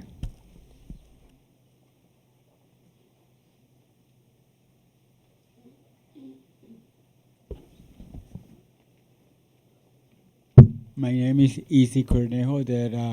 The reason I'm here, outreach give me my transportation to the bus pass like that. I'm from Monday I'm working Sacred Heart Monday, and then from Tuesday to Friday I work volunteer in Mayfair. That's why and I need that bus pass to help all the people from the how do you say, the van of the VTA like that and the bus like that. That's why I'm here to see if they can help us. I'm from King Road to Mayfair. Is kind of a little far. That's why I need a. Thank you. All right, Donna Farut, Jason Lungard, Diana Salazar, to be followed by Leticia. Member of Transit Justice Alliance, PAT leader. We've been working for 2 years. It's a lot of committee meetings, boring, won't even tell you about them. And we want equity for seniors, people with disabilities, students, and low-income folk from this transit tax. Also, I have a public confession to make this morning. It's self-interest also, because when I no longer can drive, I want a viable transportation system so I can have a quality of life. Thank you.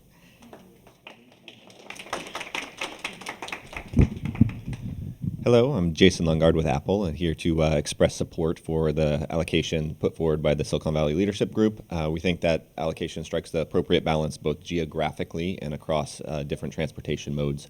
So encourage your support of that allocation, as well as putting something on the ballot in November. Thank you.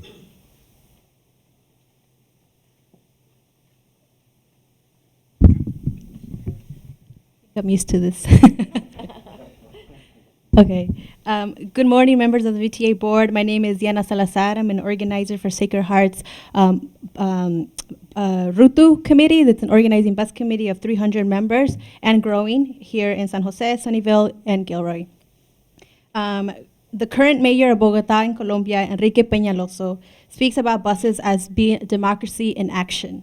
And what does that mean? That means that the services is accessible and used by everyone for a thriving society where everyone can get around the city, participate civically, and be treated with dignity. Today, we have that opportunity to make the first of hopefully many commitments for buses. You've heard our members through the Envision Silicon Valley process, and we've worked with VTA staff to improve the transit system. Although the transit operation we feel is at $1 billion, we believe that $500 million is the first commitment to make that step moving forward. Thank you. Thank you. Leticia, to be followed by Esperanza, Araceli, and Zena.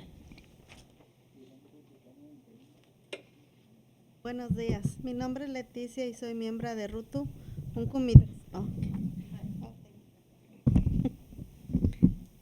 Buenos días, mi nombre es Leticia y soy de Rutu, un comité de Sagrado Corazón organizado para el transporte público Rutu. Es una red de 300 pasajeros que viven en Sunnyvale, Gilroy y San José. Fuimos parte del proceso Envision Silicon Valley y también creamos nuestra propia encuesta para hablar y conocer las necesidades de los pasajeros que usan el autobús todos los días. Uno de los puntos más importantes es mejorar la frecuencia de los autobuses más usados. Soy usuaria del transporte público y muchas veces llegamos tarde a nuestro destino. Además necesitamos más pases a bajo costo y poner el pase del bus del día, ya que es muy costoso pagar $2 cada que abordamos el bus y tenemos niños y se paga demasiado. El primer paso para mejorar el sistema y tener más pasajeros empieza con apoyarse en nuestro proyecto de 918 millones, el mínimo de 500 millones. Gracias. I also have a minute to translate. Good morning, my name is Leticia, and I'm a member of Rutu, a bus organizing committee in Sacred Heart, about 300 members strong in Sunnyvale, Gilroy, and here in San Jose. We were part of the Envision Silicon Valley process, and we also created our own survey where we spoke with roughly everyday bus riders, 400 surveys. One of the points that we saw is the importance of making buses more frequent, especially for folks that use the bus every day. I'm an everyday bus rider, and many times I arrive late to my destination because the buses are not frequent. Sorry, I almost said that in Spanish. Also, we need passes of affordable passes because paying $2 every day or every time I get on the bus is not affordable. And many of us pay for our own kids to get on the bus as well. The first step moving forward is to support the transit operations with a minimum of $500 million. Thank you. Thank you. Esperanza Araceli, and then Zena Zendejas. Morning. My name is Esperanza. Yo soy miembro de RUTU del Sagrado Corazón, Organización de Transporte Público. RUTU es una red de 300 pasajeros que viven en Sunnyvale, Gilroy, San José. Fuimos parte del proceso Envision Silicon Valley y también creamos nuestra propia encuesta para hablar y conocer las necesidades de los pasajeros que usan el autobús todos los días. Tenemos que hacer el sistema más accesible para nuestros estudiantes, personas de la tercera edad y trabajadores. Desde noviembre del año pasado yo he tratado de obtener un pase a bajo costo. Uso el autobús todos los días para mi clase de ciudadanía e ir de compras. Yo vivo solamente con $100 al mes libre y compro el pase en $70. Todavía es un poco caro para mí. Gracias. Good morning. My name is Esperanza, also a member of RUTU, and we were also a part of the Envision Silicon Valley process. We need to make the transportation system more affordable for our students, persons with disabilities, seniors, and low-wage workers. As of November of last year, I've been trying to obtain a more affordable bus pass. I use the bus every day to attend my citizenship class and to meet my everyday needs. Every month I have $100 left, and then out of that 100, I buy the monthly bus pass of $70, leaving me with $30 left every month. That is still very expensive, which is why we are asking you to support affordable fares. Thank you.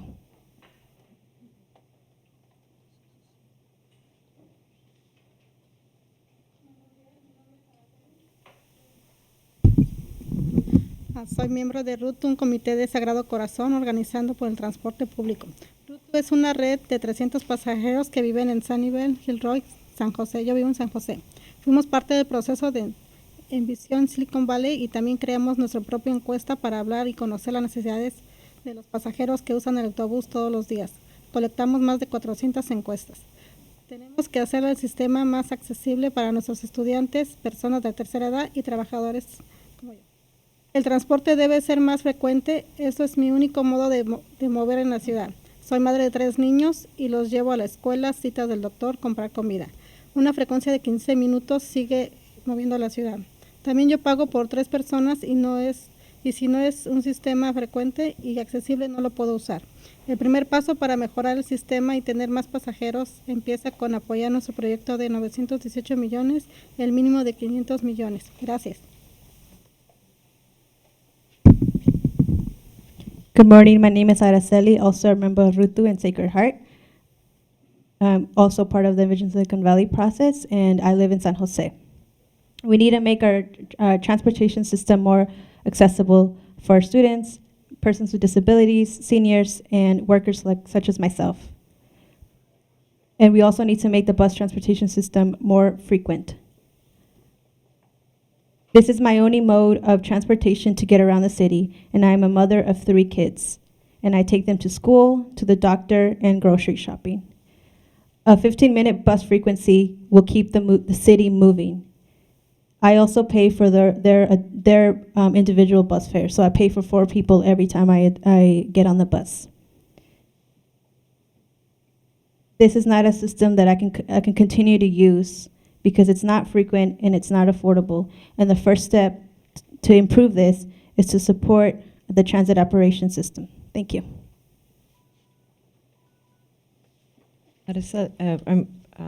Vienna, thank you for translating. Zena, to be followed by Thomas Hiltner, Corey Walbach, and Eugene Bradley, and Peter Leroy Munoz. Hello. My name is Zena, and I work with the Alliance for Climate Education. I'm here representing the high school leaders, the Action Fellows, that are unfortunately unable to represent themselves, as this meeting was scheduled when most people impacted by the decisions on public transportation are either working or in class. But we are aligned with the asks of the TJA. Our students are environmental activists and leaders, and with transportation accounting for 27% of greenhouse gases in our country, 43% of which comes from passenger cars, there isn't a doubt that automobile transit is a leading contributor to climate change. We need to make critical decisions when it comes to the type of county Santa Clara would choose to develop as. I would like to see a county that is aware that younger generations will inherit what we create, decisions made by people that understand the health and environmental issues connected to transportation choices. From infrequency to sparsity, when I first moved to Silicon Valley, the public transportation choices made me miserable. I couldn't understand how such a rich county wouldn't invest more in alternative forms of transportation that took people out of cars. But the type of experience I had moving here was shaped by people like you, those in chairs of decision-making power. Thank you. I'm sorry. Your time is up. I know it goes so fast. I know. And You were great. Reading like, okay, cool. Thank you. Thomas, Corey, Eugene, to be followed by Peter. Good morning. Thank you for hosting this public workshop. I'm Thomas Hiltner, representing Santa Cruz Metropolitan Transit District, and we strongly support the expenditure plan put forth by the Envision Silicon Valley plan. Santa Cruz supplies a lot of professional workers to Silicon Valley and vice versa, as we heard from Plantronics. Highway 17 serves as the lifeline between Santa Cruz and Santa Clara, and Metro wants to acknowledge VTA's long-term support for the Highway 17 Express Transit service between Santa Cruz and Santa Clara, and also request expanded capital funding as we deploy electric buses on the Highway 17 Express, and that will definitely benefit the air quality in this area. Thank you.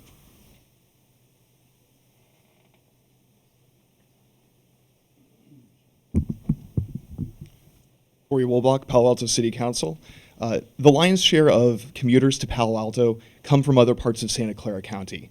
Our congestion is the commute grind that your constituents from around the county suffer on a daily basis coming to work across income spectrums.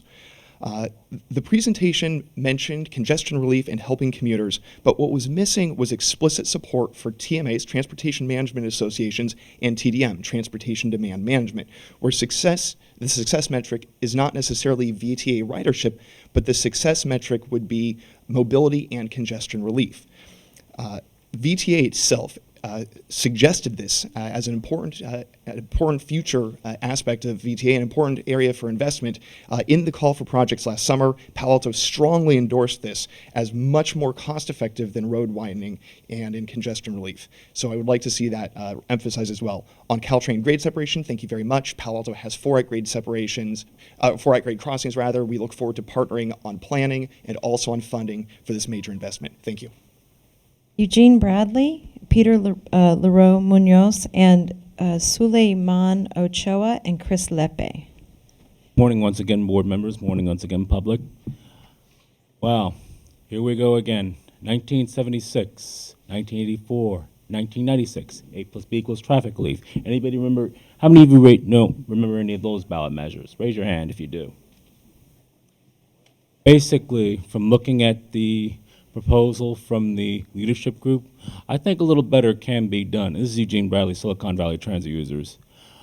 I would challenge staff to name any roadway or highway expansion that has ever relieved traffic within about 2 years after it's built. You'll find that none has ever been done, so clearly about $500 million that could have gone towards highway expansion and freeway should really be going towards the transit.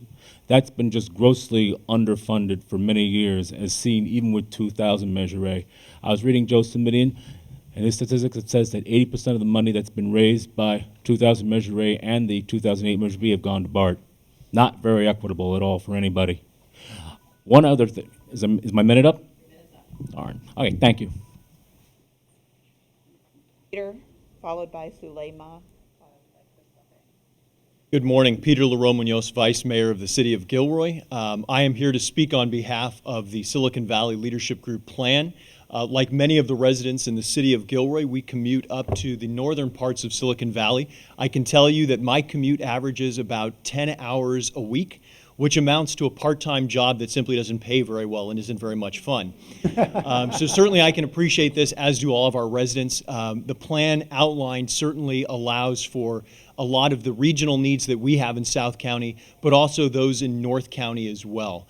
Certainly we don't have to necessarily live where the improvements are being made in order to benefit greatly from them. So on that note, I certainly look forward to supporting this measure in November. So thank you very much, and I encourage your support of the Silicon Valley Leadership Group Plan. Thank you.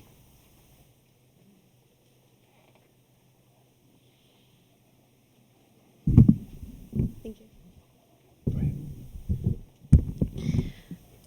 Good morning, board members. Thank you for your time. My name is Sulema Ochoa, and I'm a student at De Anza College representing Transition De Anza, who advocates for the improvement of public transportation and infrastructure in the Silicon Valley. In my view, the purpose of Envision Silicon Valley is to create a network of public transit that is sustainable, equitable, convenient, and accessible to all people. The reality is that our current system does not meet the demands imposed by communities of folks who depend on public transportation methods to get them where they need to go. I stand with the measures proposed by the Transit Justice Alliance because, in my view, when I envision Silicon Valley, I envision a transportation system that works for all people. It's important to note that this isn't just a transportation issue. This is a social justice issue, one that affects low-income communities, employees, students, affordable housing, and the environment. It affects me, it affects you, it affects us. I urge you all to create a Silicon Valley that can live up to its name. Thank you.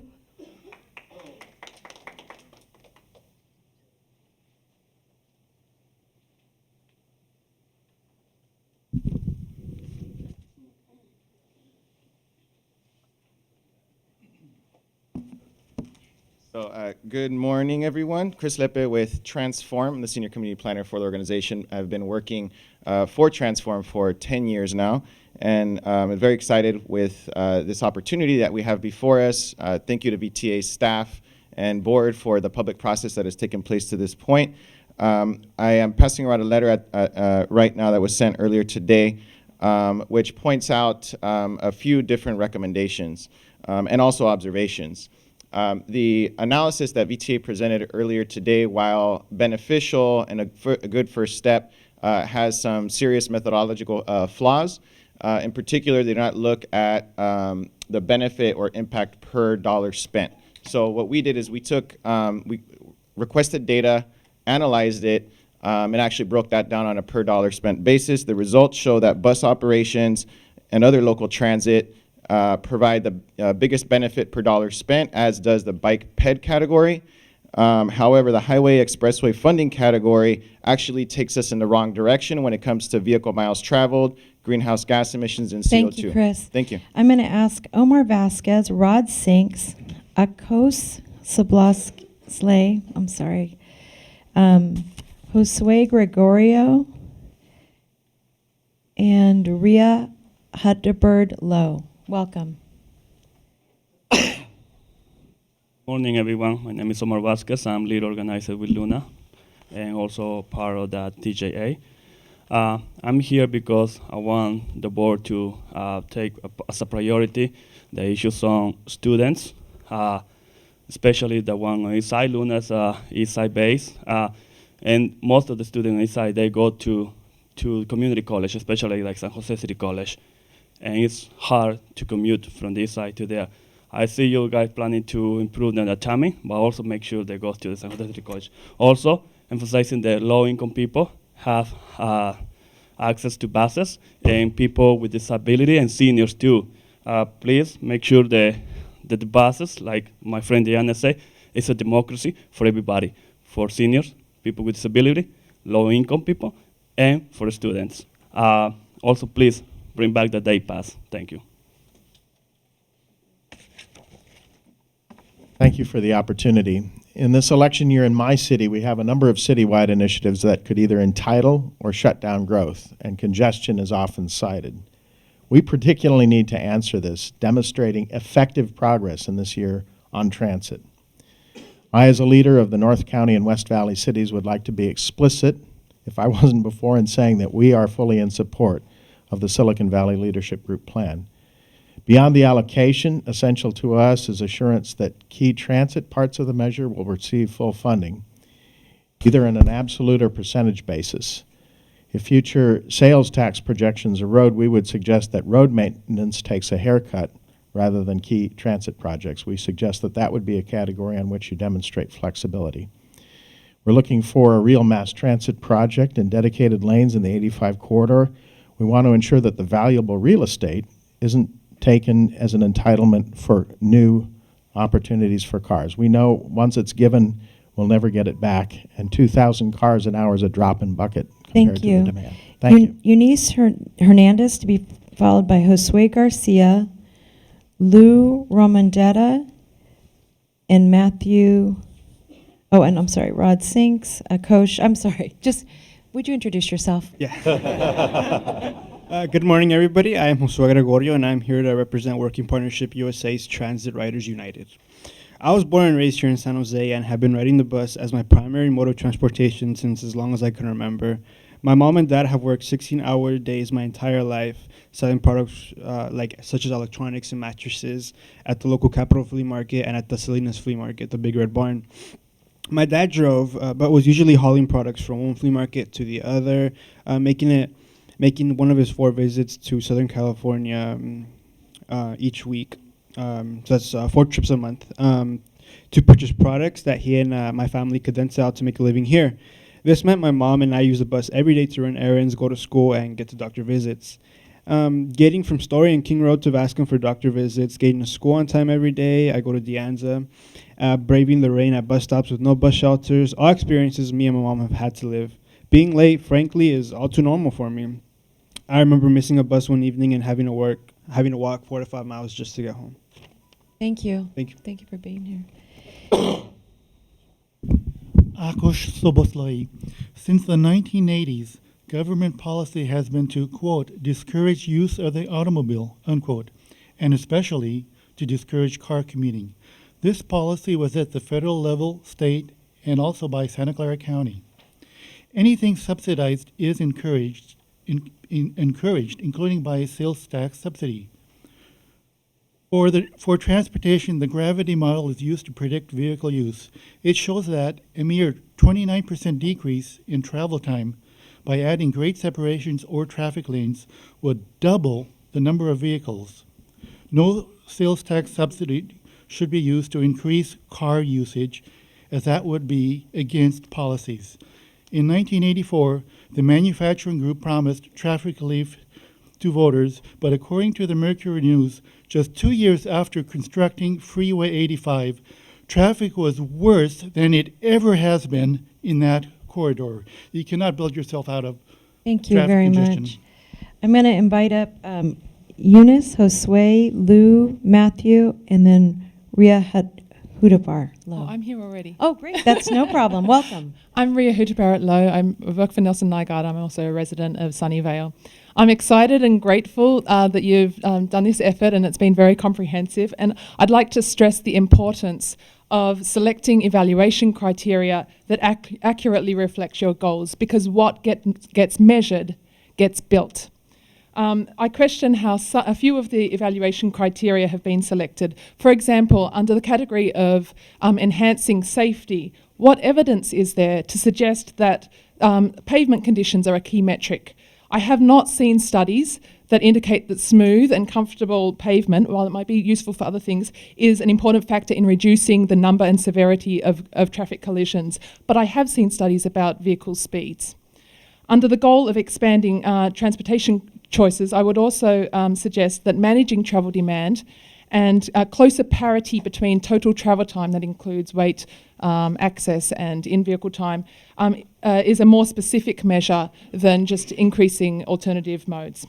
I applaud your efforts and ask that metrics align with goals. Thank you.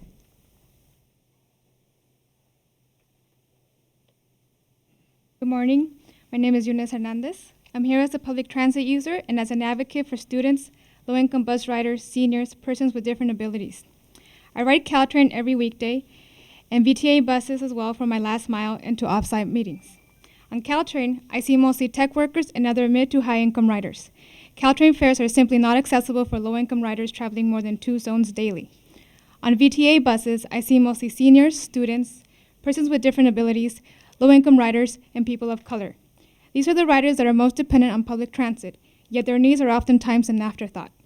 We need frequent bus routes, more frequent bus routes. We need affordable fares, we need services for seniors and persons with different abilities, and we need bus stop improvements. We feel over $150 million is not enough for transit operations. We need at least $500 million. Let's make public transit truly accessible for everyone and help our planet. Thank you. Hi, Lou Ramondetta. Our company is Surplus Service. We're a green certified business in the area. We have a number of employees who commute into the area, and I'm speaking on behalf for the leadership group. We purposely bought our building in between 2 BART stations right on the BART tracks.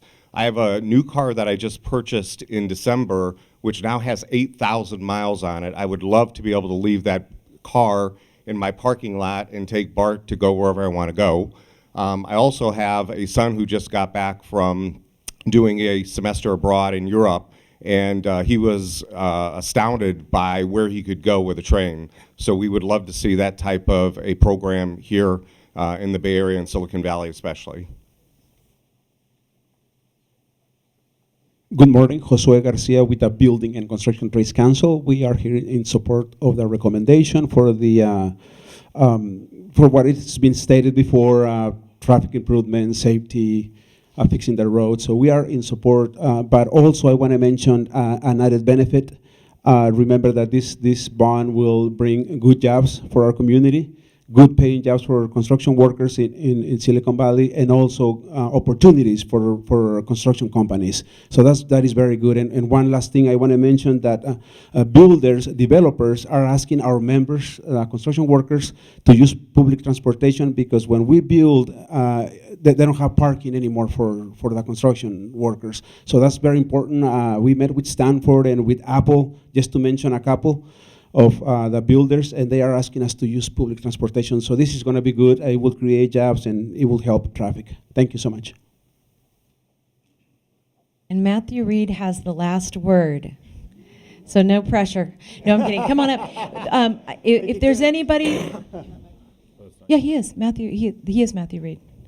He has our last word. But what I was going to say is, if you put in a card and I missed you or totally mispronounced your name, and so maybe you don't know if I called your name, but you put a card in, this would be the time to come forward. Otherwise, you will end our public hearing. Good morning.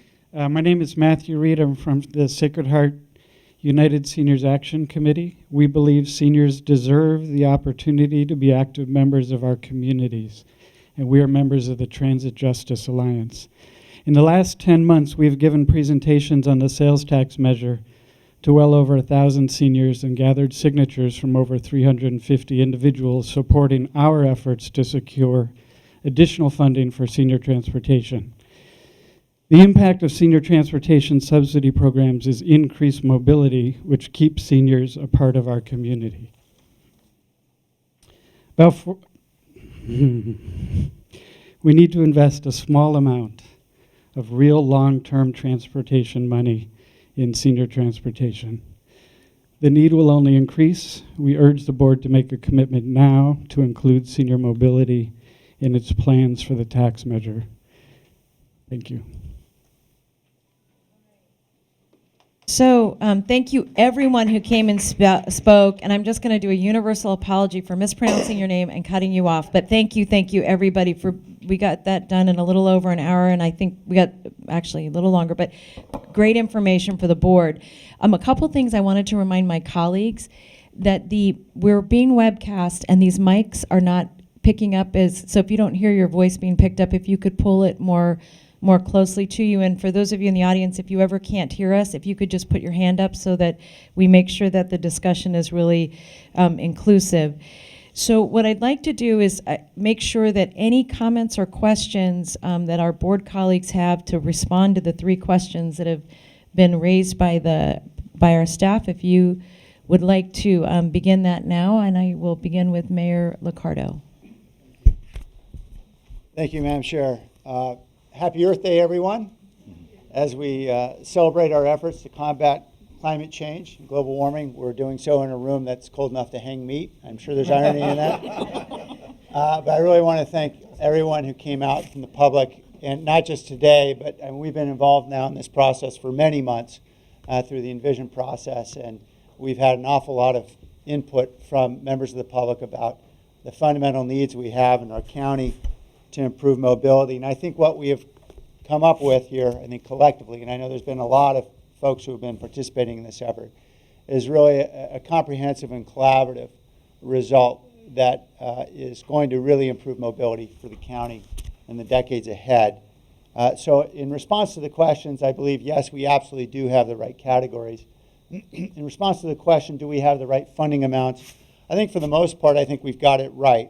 I would argue, however, that one of the fundamental purposes of this agency is really providing transit for the transit dependent. And we've got a lot of seniors and a lot of students and a lot of folks who have disabilities, who have low wages at their jobs, who depend every day on buses.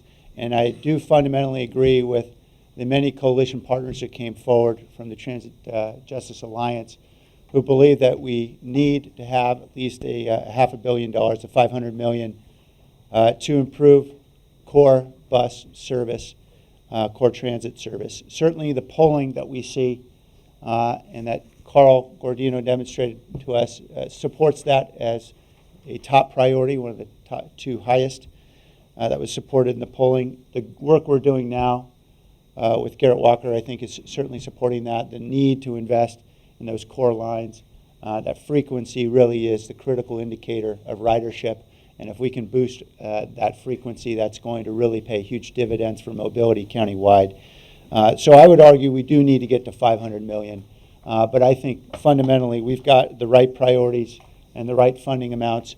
I think we would all agree up and down this dais that we do not have enough funding for all the priorities we'd like to have. If we had about $48 billion, we might be a little bit happier. But since we don't have $48 billion, and what we do have is a little more than $6 billion, I think we've got a great start here, obviously recognizing that we've got another $15 to $20 billion that we can leverage from a lot of other sources, regionally, federal, and elsewhere. I think the most important number, though, to remember is that 66% of $6 billion is zero. And by that I mean we've got to get to 66 2/3%. And if we don't hit that number, then we all have nothing. And so we're going to need to work together on this. We all recognize we'd like to have more funding for any one of these many important priorities. But having this package, which has really been the collaborative effort of so many, and I really want to commend our chair, Cindy Chavez, who has worked incredibly with many constituencies throughout the county. Really want to thank my colleagues from West Valley, Jeannie Bruins, Jason Baker, and Glenn Hendricks, who I know have been involved in more meetings than they would prefer to remember or count, to really see how we can pull together around this. There's been a lot of great work that's been done, and I really want to thank my friend Carl Gordino. I don't know if he's even seen his family in the last 4 months, but he has certainly seen all of us an awful lot more, and I really appreciate his incredible efforts in leading all these measures, and certainly the work he's done to get us to this point. Thank you, Mayor. I have on who've requested to speak Jose, and then Ken and Johnny. Thank you. Mayor? Well, on the overall, in concept, this measure is really very appropriate at this point of time. But as we go deeper into the details, for example, are they in the right categories? Of course, yes. But as we go deeper, I want to mention the need to really upgrade and expand 237. And it's not just the interchanges, but the actual expansion. And I say that because we all know that along 237, we have North First Street, big development coming. We have the City Place in Santa Clara coming. many big developments in both Sunnyvale and Mountain View. And of course, Milpitas itself with its own development. Right now, basically, we only have 2 lanes for regular road, for a highway at that high level. In Milpitas itself, Calaveras, which is a Caltrans road, had this overpass bridge, which is 2-lane. It was 2-lane in the 70s. Now, 50 years hence, it's still 2-lane. So from 4-lane to 2-lane. So as far as I'm concerned and communities in Milpitas, it would be great to mention that, because every day people see that that road is really a parking lot. So, and also along 237 itself as a corridor, you can see all buildings growing. These are all job sites for people and for working class. So I want to emphasize that, and to have a big support from that sector of the community. Of course, in terms of bright funding, I also support increase in the transit operation and amenities. Of course, for seniors, for the low income, more transit coverages. So start with a minimum of 500 million minimum, and we should go from there to make it more effective and really reasonable and really serving. I heard it's not just transit, it's also a social justice issue, especially at this valley where everything is so high. Maybe that's our small way of helping that sector of the community. So with that said, I look forward to really an adjusted list of projects and funding amounts, and hopefully the next survey will show that. Thank you. Thank you. I have Supervisor Yeager, Councilmember Camus, Mayor Glenn Hendricks, and then Mayor Baker. It was very fitting that this morning we celebrated 40 years of VTA and listed all of the incredible accomplishments that VTA has been able to do over those 40 years, and now we're looking at the next 30 years and the type of projects that we will be in support of. So I think it's nice that the two were sort of joined together for this meeting. Also really want to thank Carl, but all of the VTA staff who just spent many nights away from their families, going to all the meetings that Scott had sort of mentioned. I don't know what the final total was of all of them, but I think when we started this whole process, I remember last year as we were beginning to see if we could come up with a list of projects, I'm not sure I was particularly optimistic that we'd be able to get there. No, you were not. I was not optimistic. But from what I'm hearing today and my own feelings about the projects and the amount of money that has been associated with them, it seems like, if we're not there, we're very, very close. And we still have a little bit of time before we make the final decision about whether putting it on the November ballot. But I am highly encouraged. And I think the reason why there seems to be overall support, again, is because of listening to the public, going to all of those meetings. I think public life have all learned that if you sort of make a decision outside of a public view, that even though that's easier to do it that way, there's going to be a backlash. And so the way that you prove that you really care what people think is that you do hold all the meetings and you make sure you listen, and then you incorporate what you've been hearing into the proposals. That's certainly what we have here today. Just, small, some changes that perhaps are recommended, but I think Mayor Liccardo covered some of them as well. Certainly the additional dollars for the transit operations, I think, is a good step forward. We have to certainly make sure that those policies and the sort of the core of what VTA does is increased for all the equity reasons that have been outlined. Very excited about the BART project. I think there's going to be increased support for that project, certainly as the Warm Springs extension opens soon, hopefully by November, and then as we move it down into Berryessa shortly thereafter. But what an exciting project to bring it all the way into Santa Clara, at the Santa Clara station, and then to be able to have mass transit throughout the whole Bay Area. What a great connection, and I know that the city of Santa Clara and the university certainly are looking forward to that connection as well.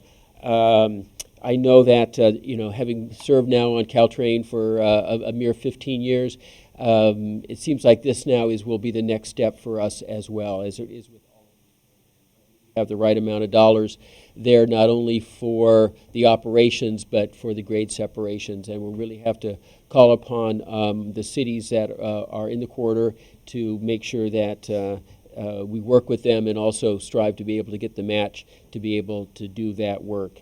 I think people know I'm a big cyclist, and it's certainly in support of all the bike trails, and that we have so much money involved into that, making sure that any of the improvements that we make include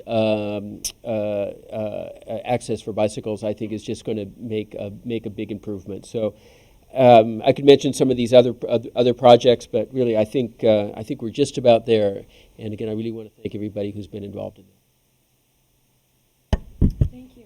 Next, we have Councilmember Camus. Thank you, Chair. We're fine. Yeah. Okay. So I also want to thank everybody involved, especially Carl, Silicon Valley Leadership Group.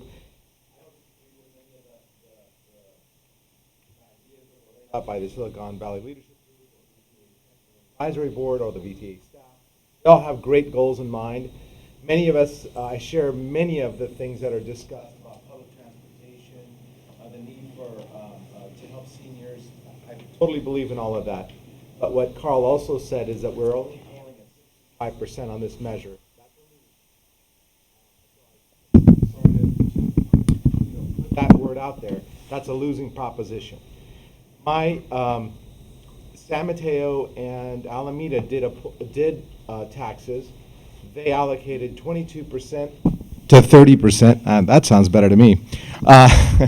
Between 22 and 30% went back to the local street maintenance, and those ones passed.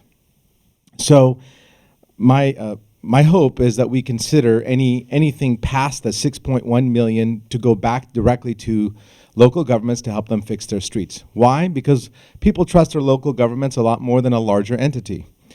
That may help. What I'm trying to say is we need to make this thing pass, and we can't do it at the current polling level at 65%. I know it's give or take, but it could be take instead of give the 4%.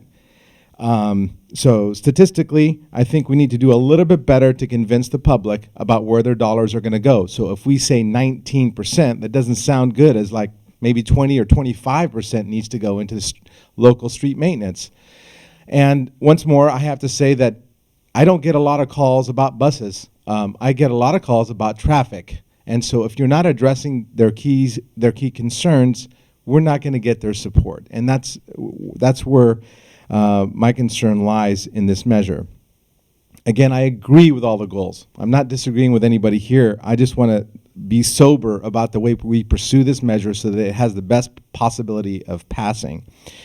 Also, what I know and have been hearing from at least the southern cities is that we need to do something about traffic on 85 and 101 for those commuting from Morgan Hill, Gilroy, Hollister, and below.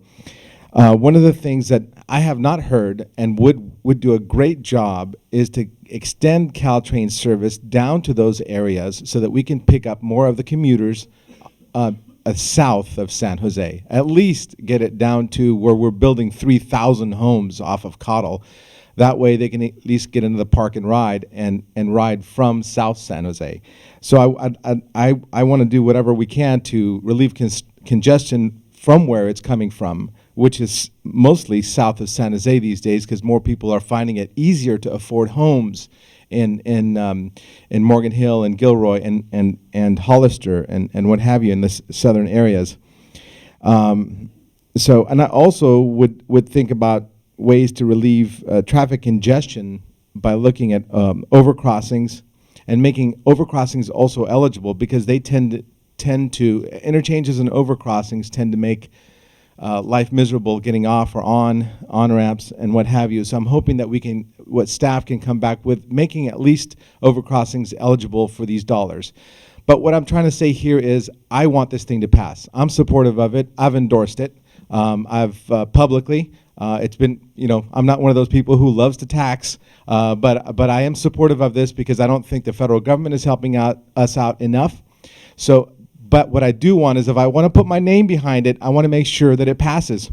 So if we don't consider putting more money in the budgets of our cities where we know that their road maintenance and their public streets are getting dilapidated, we may miss the larger voting population, which is what I hear most from. Fix our streets. Thank you very much. Mayor Hendricks? I want to thank everybody who's come out and who's worked on this whole process. Do we have the right categories? I believe the answer to that is yes. And those right categories, they're able to let us go out and look at this as a regional thing. I know sometimes we want to look at this from an individual city perspective or our own particular perspective. And that's not the way to look at this measure. It's really to try and take a look and understand that something that happens on the other side of the county or to a particular transit option I don't use, it does help the entire system of what we're working for. And I agree with Johnny here in terms of I'm very pro making sure this gets passed. The second question of do we have the total right funding amount? And I added the word total right there. I believe the answer to that question is no. There are clearly many more demands and things that we could be doing than what we have with this money. We have to take this money and take a look at the distribution of what that is. And I believe the distribution and the overall allocation, the way we're looking at this, is a good way to go. I think that's an appropriate, and I hate to use the word right here, compromise between the many different competing needs that we have to improve our transit infrastructure. And I hope that as we go through the process, we're having a discussion now, but I don't think we vote finally until June, that we do not try and take between now and June and have a lot of tinkering with what the allocation is. I think there's a lot of work that's already gone in, and to try and go ahead and change here and change there and change that, I think that would be a bad way to go. So I encourage us to go with whatever we're going to say here, let's try and stay with that and not be constantly revisiting that idea. And there's one last piece, and this goes to, I think, the part that polled the least well in this, had to do with the transparency and accountability. And I've talked to John with this before. I'm not talking about just transparency and accountability of the delivery of projects. I think VTA has a very strong record of being able to do that. I think we need good transparency and accountability to the board and the board over the next 30 years, such that whatever the allocations that we get to, that we're clear and transparent with the public, that we try and stay with what those allocations are, or if there are things that change radically 15, 20 years from now, because my crystal ball is not quite that good, that we're very clear and transparent at the board level if we end up ever having to make any kind of changes in the direction of how we wanted to use these funds. So overall, I think this is a good way to go. The nice thing was, I pretty much heard universal support for the measure from our speakers that came today. A little bit of discussion about how we might want to allocate it a little bit differently, but great support for let's improve the transit infrastructure here in the Valley that can be benefits to everyone. Thank you. Let me see, Mayor Baker. Thank you, Chair Chavez. Yeah, I mean, on that last point, I've remarked to some of my colleagues, this could have been a very different meeting with a lot of different public comment, a lot less positive than it was, and I'm really glad it was, and I am hopeful that it stays that way all the way up until November, because we're going to need every bit of support from all the folks who spoke and all the organizations that they represent to make sure that all this work wasn't for nothing, that we don't get to a zero. I do want to support Mayor Liccardo's request that we increase the transit operations piece to $500 million. I think for two reasons I support that request, one of which is because I believe in the Jarrett Walker increased ridership theory. I think that increases fare box recovery, but it also creates a network that people can really believe in. If you've got a bus that only comes every 30 or 45 minutes and sometimes it's late or something happens, that's your whole day gone, and that's not a real reliable, workable system. And that's really that's the product, at least on some routes, that we're selling right now, and that's not a viable product. But if we can get these headways up to a lot more frequent with an injection of an investment of money, I think that we could end up with a product that people will use and ride, and that will increase our fare box recovery, which we definitely need to do. But I also support increasing that piece for another reason. It's because I think that there's something that the Jarrett Walker analysis misses, and I think that he sees this as math and only math, and every ride is equally important to every other ride, and I don't think that's necessarily true. I think it's possible that some rides in a public policy, public value context, as opposed to a strict business context, are more valuable than others. And that perhaps, for instance, a ride to a federally qualified health center might be a more important ride than a ride to somewhere else that's not important.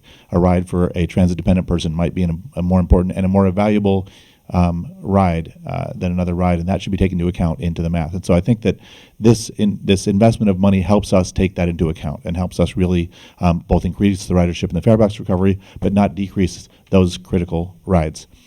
I want to address just briefly Councilmember Camus's comment that we should maybe spend some money over the 6.1 or 6.2 that we're talking about and invest that all into pavement. And while I certainly support pavement investment, my concern is that we really do want to commit to the voters that we're going to get done what we're saying we're going to get done. And one of the ways that we can do that, and we can write all the rules and regulations we want into the ballot measure and everything behind, but one of the ways is to be very conservative about how much money we spend and use and make sure that even if there are downturns, if there are unexpected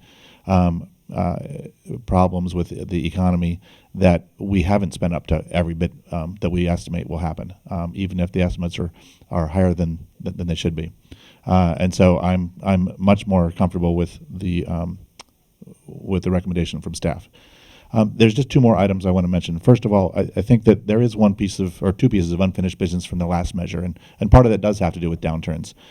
There's some Measure A money still available, and I'm hoping we can have a discussion with staff about how to leverage that to finish a couple of the unfinished pieces from from Measure A, the East Ridge extension and the Vizona extension. And I'm not sure there's a room in this measure, but I think that if we work together, we can do that. And I think that will make a powerful statement to the voters that we're still working on those. And then finally, in terms of if we have the right policies, I do have concern about the local match requirement for the county expressways. I think that is sometimes very difficult for smaller cities to meet, and it risks setting up a sort of congestion roulette where if the congestion area ends up being near small cities, it doesn't get addressed, even though it might be of regional importance. And so I think that we should look again at that match requirement and find ways to get those expressways fixed, even if they happen to be in areas where they're near a small city. Thank you. Larry Carr, council member. I was going to say Mayor Carr. Are you mayor there yet? All right, just checking. All right. Close enough. Thank you for the promotion. I'm going to speak on a couple of things here. First, not only do I serve as an alternate and today serving as the board member for South County, but I'm also the chair of the Policy Advisory Committee. So I'm going to say a few comments on the discussion that the Policy Advisory Committee had in preparation for this meeting, and then also as a representative of South County. So the Policy Advisory Committee spoke about these different categories, and where our recommendation was largely aligned with the Technical Advisory Committee, there was a couple of policy points that I wanted to point out that the PAC was very specific on. First, when it comes to BART, the PAC felt very strongly that there needs to be enough funding put into the program to complete Phase 2 for BART, but that a cap should be placed on it beyond that. We want to see it finished, but we want to be able to as well tell voters that, that we're going to finish the project and there should be a cap on the spending for that project. The PAC also recommended that there be no local match within this program at all. That the county spoke very strongly against a match, as Jason was just talking about, but some cities as well felt that that was going to be very difficult for them. And as well, the PAC recommended that there be no complete streets requirements within the VTA program. That most cities have that within their general plans, and individual cities should be able to make those decisions on their own. And not have that requirement put on them through this program. Putting on my South County hat, I wanted to answer or give some thoughts on the questions before us today. And first, when we talk about the categories, I think we do have the right categories if, in fact, we believe that the details within each category are correct. And I'm going to speak to the issue of flexibility. And I know that's a hard thing for us to do because it's hard to go campaign for flexibility. But because we don't know what's going to happen 5, 10, 15, 30 years out, we need to somehow have some flexibility within these programs. And let me give you an example. The very first speaker this morning was from my community in Morgan Hill. And we talk a lot at VTA that one of the great benefits that South County has is Caltrain and our Caltrain program. And Caltrain is truly the transit lifeblood for South County. It's our spine. It's our backbone that connects us into the rest of the system. Within the categories here that we're talking about for Caltrain, there's no improvements in benefit for South County. What South County needs is more service, not more cars on each train. South County, in Morgan Hill, there isn't capacity, there isn't space for the kinds of platform enhancements that are talked about in this program. And the grade separations specifically leave out all of South County. I get that the discussion about Caltrain south of Tamian is a very different one because of Union Pacific being involved in that. But if we were to allow more flexibility within the category of Caltrain to be able to talk about specific needs that other parts of the county may have, then we may have the opportunity to provide some greater benefits to South County. I support the idea of adding some more dollars into the transit program. Again, because some of the needs that South County has are how do we connect in with the rest of the system? And if we think about some of the things that we learned at the last board meeting from the Garrett Walker report, the way that South County connects into the rest of the transit system and the rest of mobility within the county is very important. And so when we think about South County's transit needs, it is those connections that we're looking for.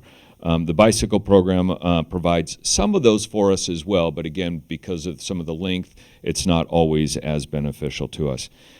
And I wanted to just comment a bit on Jason's comments about the value of a ride, and I completely support that concept as well, that a ride is not a ride, that there is value to different rides.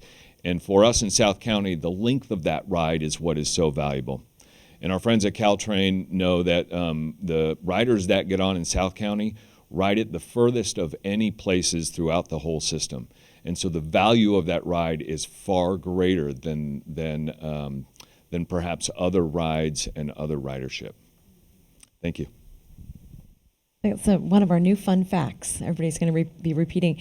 I'm so sorry I missed Councilmember Miller, and I think I was just dazzled by your tennis shoes, and I lost my head. So go ahead. And then I wanted to put Mr. Guardino on notice that at the end I have a question for you too about these same topics. You know, just in defense of the tennis shoes, I have had one leg injury after another, and I'm scheduled for an MRI on my hip on May 2nd.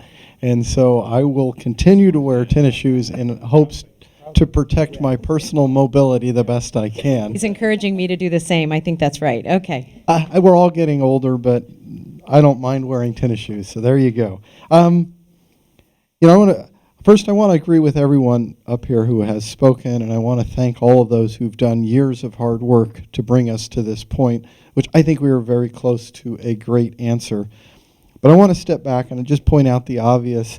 You know, today we are addressing one leg of the three-legged stool, and it is very difficult as you try to solve all problems through transportation. We are a region that has jobs, and we have housing, and we have a way to get between all of that. And I would argue that of some of the municipalities that we quote and love, they have done a better job at the first two. We have job growth and we have housing growth, but I can't say that our planning from a regional perspective has come out in an optimal manner to reduce greenhouse gases, deal with social and economic injustices and inequities, and literally contribute to higher quality of life. I think some of the decisions that are going on right now within some of the cities, projects where the number of jobs to housing ratio is 15-1, seem inappropriate. They seem like they compound the issues that we're trying to solve through transportation.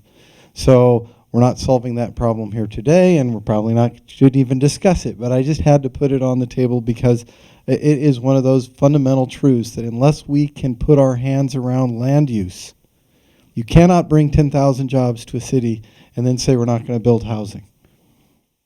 You cannot have a large city, I pick on you, Sam, and end up in a model where half of the housing ends up on one side of the city and half of the jobs end up on exactly the opposite side of the city.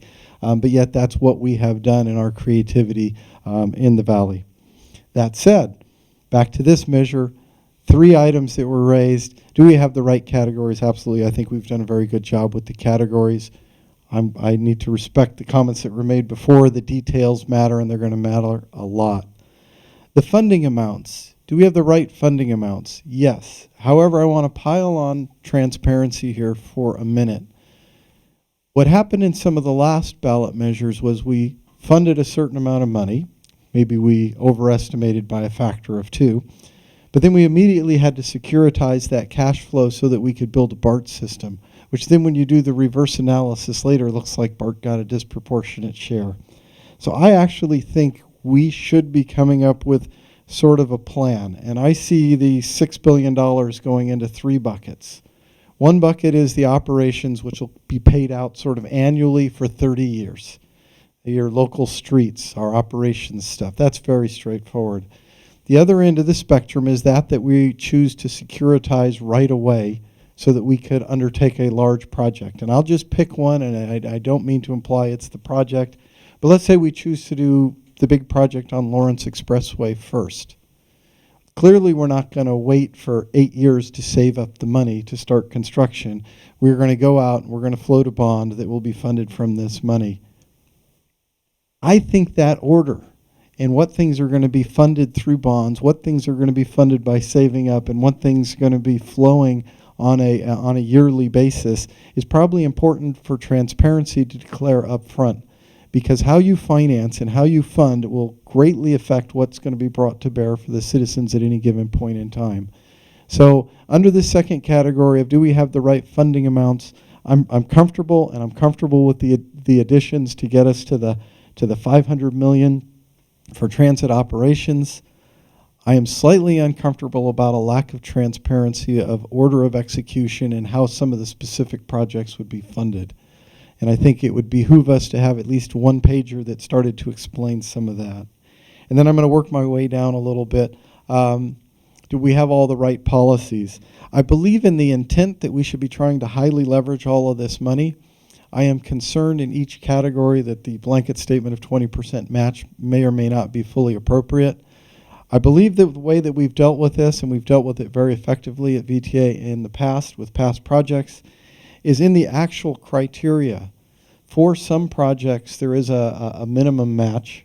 For other sorts of projects, there are, it's part of the criteria. You get extra points depending on your level of match. 10% gave you some number of points, 30% gave you a higher number of points. So I think we probably need to be more refined on the match, because I certainly wouldn't want to end up in a situation where great projects that are of regional benefit can't be completed because we're expecting some city with no money to come up with some amount of money that's already come from their, to match money that's already come from their citizens through a tax measure. And then my most minute detail, which I could not come today without saying, there are 100,000 people, 50,000 in San Jose, 50,000 between Campbell, Los Gatos, Saratoga, and Cupertino. They're affected on a daily basis to a miscalculation of the noise on Highway 85. And buried in the fine print, hopefully someplace, and I believe it is somewhere between $20 and $40 million to deal with noise mitigation in that stretch of the valley. And with that, I want to say I am fully supportive of the numbers that we have here. I am grateful for the process that we followed, and I look forward to the next 3 months to refine this, and then a vigorous campaign that's going to land well over 67% because we're going to win this. All right, so we're going to go to Mayor Bruins. There's so many mayors here. I'm just going to say mayors. Mayor Bruins, and then to Councilmember McAllister, and then Councilmember Nguyen. Okay, and I'm just going to let everybody know I apologize for this. We're 10 till, so I'm going to ask folks to be as concise as they can so we can let the public know what's going to happen next. Okay, I want to start by. Okay, let's try it this way.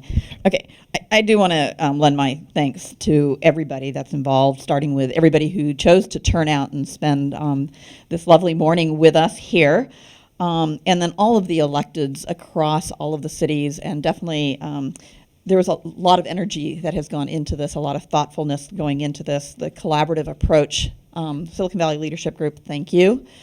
And, you know, most of all, really staff. I think sometimes staff is the one that's underappreciated. But there's been a lot of energy, and all of you guys out there, the Transit Justice Alliance, there's a lot of time, hours, energy that has gone into this, and I think we've made some incredible strides. So I'm feeling actually quite good about what's been put before us. I am definitely supportive in terms of one of the policy things I don't think anybody's been commenting on is the target that staff is recommending in terms of in this range to try and target towards 6.25 billion. I think that's the right answer for us. I think we do need to be somewhat conservative in our approach because we do not want to overpromise and underdeliver. We want the actual opposite of that. I'm happy with the balance I think that we've achieved in various aspects of this. You know, when you look at transit options versus road investments, when you look at geographic equity, you know, given that we don't have great crystal balls for 30 years, I think we're in the right ballpark. So I'm really happy about that. In terms of the, everyone's commenting, or most people have been commenting on moving the transit operation up to 500 million. I'm supportive of that as we kind of look at this, but that means, because of my very first statement saying at 6.25, that means where does this come from? And so I really would like to ask staff to try and spend some time and analyze how this might work out.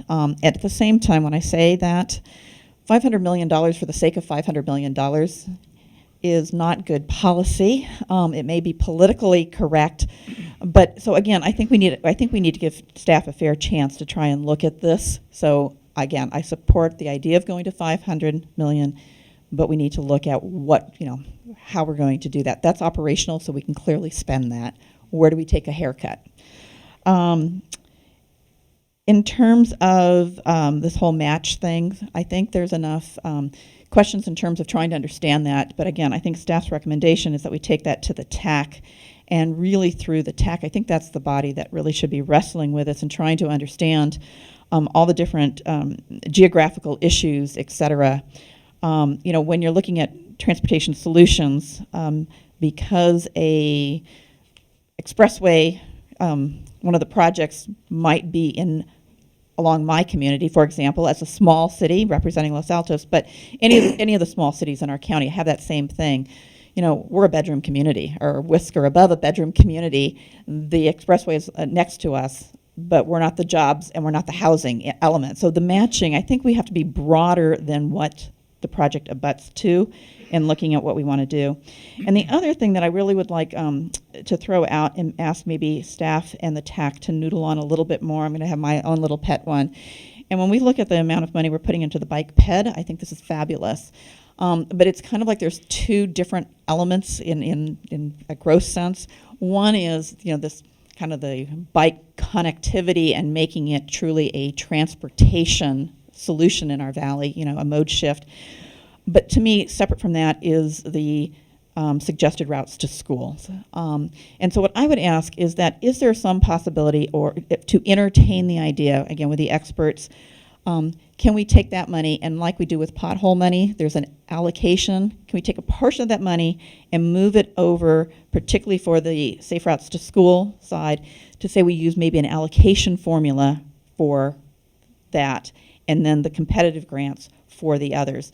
Again, I think it's challenging for a lot of our communities, including the small communities, to get and compete when all of the safe routes to school is a competitive thing. It just doesn't feel like a great way. I think all kids are valued, and I think an allocation algorithm should be considered again by our TAC. And again, I would remind everybody that when we're talking about this, we're not talking about dollars that are going to solve all the problems. It's trying to leverage our dollars, and I think this is a great way. The allocation I'm comfortable with. So thank you, everybody, and I will echo the transparency thing. I don't want to beat a dead horse here. But in terms of transparency, but more importantly to me, it's the delta. It's how do we manage changes over the 30 years, the transparency of that, and understanding and supporting that we're going to need flexibility because our crystal ball is only so clear. So, Councilmember McAllister and then Councilmember Nguyen. Hopefully this works. That does work. Okay, put it right next to you.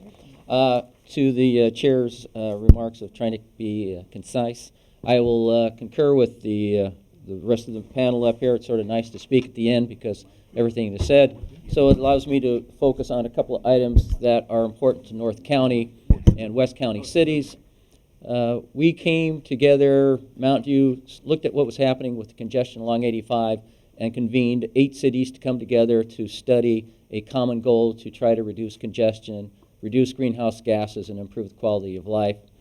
And through 9 meetings or so, we came to a collaborative amount of money.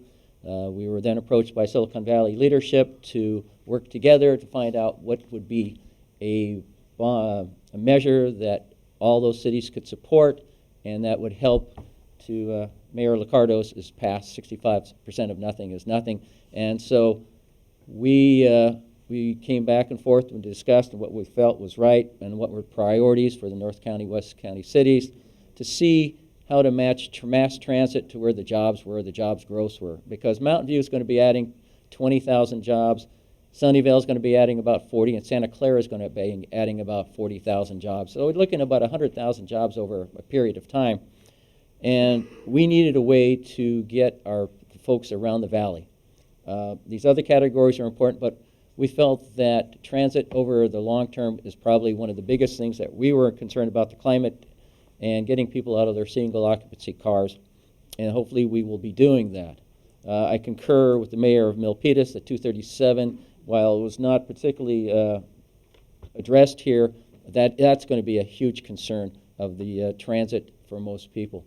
As we go to the categories up, the right categories, I believe, do the right fundings a match. We were so grateful that we came to a compromise or collaboration with Silicon Valley leadership to help congestion, and hopefully that will be a footprint or foundation for the rest of the region as we progress. That congestion and moving the bodies out of their cars and moving people efficiently and effectively and affordable, that is going to be answering the right policies to match each category. Then that comes up to where the 8 cities had requested a comprehensive regional study, and I believe that's in the works, and hopefully that will not be lost, because I think if that is done, then when we continue to get some of these policies moving along, then we can look at the policies for the comprehensive regional thing and put in the proper amounts and look at the proper projects to make sure that it fulfills our overall goals. So, thank you. Thank you, John. Yes, thank you, Madam Chair. And thank you for everybody to be here today. And first, I would like to say that I'm very much in support of the measure, and also I'm very much in concur with my colleagues here. But there's a couple of things I would like to emphasize. First is the urgency of the fixing and maintaining our road, because that is one of the major concerns of our people. So that's a very important when we spending the money if the measure pass. And because that relates directly to the issue of quality of life, and also will save us a lot of money in the long run. We need to fix and to maintain our road, and very important. And secondly, I think BAC project is very important, very critical to our region. We need to complete the phase 2 of BAC to San Jose and also to Santa Clara. It's very important for the development of the area. So we got to have it done. And besides that, and I wish that the Silicon Valley expand the pole, because I don't think we have enough funding for the transportation. If you want to have a system as good as of the public transit in Europe, we need to bring it up to 3/4 cents or more, not half cents. And that is the one thing that I wish we expand the survey to find out whether the public support for the 3/4 cents. And finally, yes. And finally, one of the other things because beside transportation, as we all know that we are in a crisis of affordable housing. So we need to put into consideration that public transportation and affordable housing got to go hand in hand. And we need to consider both of that. Thank you very much. Thank you. Thank you. I know that was a lot. You all did very, very well. And I'm going to go through these questions rather quickly and make a couple comments. And then I am interested in what our external partners think about this. And I'd like to ask you, Carl, to respond to what you've heard today. Do we have the right categories? Yes. Do we have the right funding amounts? I am supportive of increasing the $450 million to $500 million for the transit operations. I'd like it to be in addition. I don't want to dig into anybody else's pocket right now. I think we're too close to the end to do that. As it relates to the big issues that have been raised, I want to reemphasize that the staff will take back the issue relative to matching funds to the TAC. I think that's extremely important. And that's a subset of that broader kind of categorical list because, I mean, the funding list, because I think it impacts, it may impact the chart that you have here that you showed us, which I really appreciate the work on. The policies, the one policy that has not come back to us yet is is our land use policy relative to joint development, what kinds of strategies we will use to purchase property along alignments, and could that be different than it is today? And I know that's coming back to the full board, but I think that is a policy that is critical to responding to the points that Councilmember Mon just raised about our, and actually, Howard, you raised this too, about how we're dealing with land use relative to frankly, having VTA play a stronger role in those land use discussions in partnership with the county and all of your cities. So what I wanted to do is, I know there's been a lot of conversation. I want to hear from Mr. Guardino, and then what I'd like to do is talk just about next steps with everyone.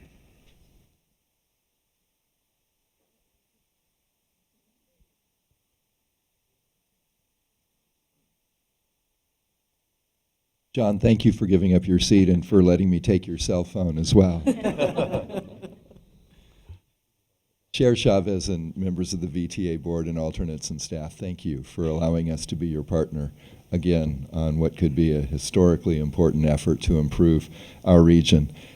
And Chair Chavez, you wanted some thoughts on what I heard here, or well, a specific specifically question? on the additional $50 million, because I think that is one area that there's a distinction between the two plans that is significant. Thank you. So thoughtful of you. 4 sentences. Stay conservative in your revenue estimates. That's the best way you can guarantee to voters delivery of everything that you have put forward and with which we agree. We use the Anderson School of UCLA, and so do you. Their estimate of 6.5 in net present value dollars based on what they suspect in 2017 is a good basis. The fact that you don't want to go over about 6.2 or 6.3 so that you have some flexibility to advance some work when you can take advantage of borrowing and moving projects forward is smart. And so stay conservative in those estimates. Stay committed to a systems-wide approach. You're trying to maintain what you have in terms of local streets and roads.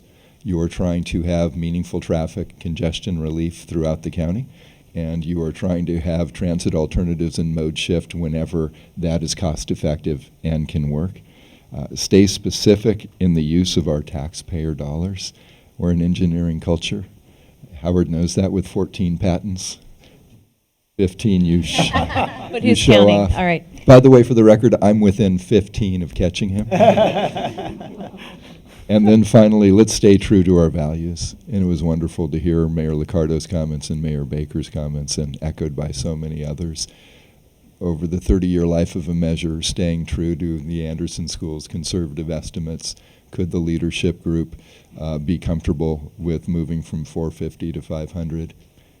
Almost everyone in this room, and certainly all of us sitting around these tables, is so blessed. There are a lot of folks struggling. whether they're seniors or disabled or the working poor or students that we heard many from today and their advocates. Derek Amarans of Working Partnerships has really drilled this home to me too. And we share that value, that while we've been lifted up, there are others that we need to continue to help lift up. And if and I believe you can be staying true to your conservative revenue estimates with adding that 50 million that Mayor Liccardo called for and moving forward as a community. I try not to speak in front of my members because what we did was a 3.5-year inclusive process with our members in the community, but I'll go out on a limb here and say as CEO of the organization, I can't imagine our members not embracing that suggestion, and certainly on a personal level, I embrace that suggestion. Thank you very much. What I wanted to do, if it's okay, I wanted to thank all of my colleagues. Your comments have been really thoughtful. I really appreciate the amount of thinking that's gone into this. I know so many people left, but I want to thank all of our speakers who came to speak to us today. Let me just talk about a process, and I'm going to wrap up because I realize that we're past our time. From a process perspective, there are 3 big areas of work that will happen between now and this coming back to the board on June 2nd. One is that our staff is going to go out with feedback from us and talk to the public about what they think about the plan that we've had a chance to look at. It will come back through, as you see, a number of different policy committee meetings, and this will all happen concurrently. And the board, in all the committees that you're on, there will be an opportunity to weigh in again at a board, at a committee level. In addition to that, from a policy perspective, there are 2. I know the joint development policy is going to come back before us. I know the current Measure A for review is going to come back before the whole board, so we'll have a chance to discuss that as well. Our objective is to get to adoption on June 2nd. I think it's a very important thing that we at some point have to put our stake in the ground and stop meeting and start acting. And as the election gets closer, that's important, and I'm sure our colleagues in the community would like us to do that as well. If there are issues, there are a number of questions that got raised that I know that staff has. I took down notes, as did Nuria. If there are questions or issues that you want to make sure are included that you think about after, if you want to give John a call, that's fine, and not just to say for an offline purpose, but my point is that I know you were all brief, and I appreciate that, but if you think about something else that you want to make sure gets responded to, that you do that. With that, I'm going to adjourn the meeting. I'm going to thank everybody. I really want to thank staff. An amazing, amazing job to go through all those projects. Give them a round of applause, and we will see them back. Thank you.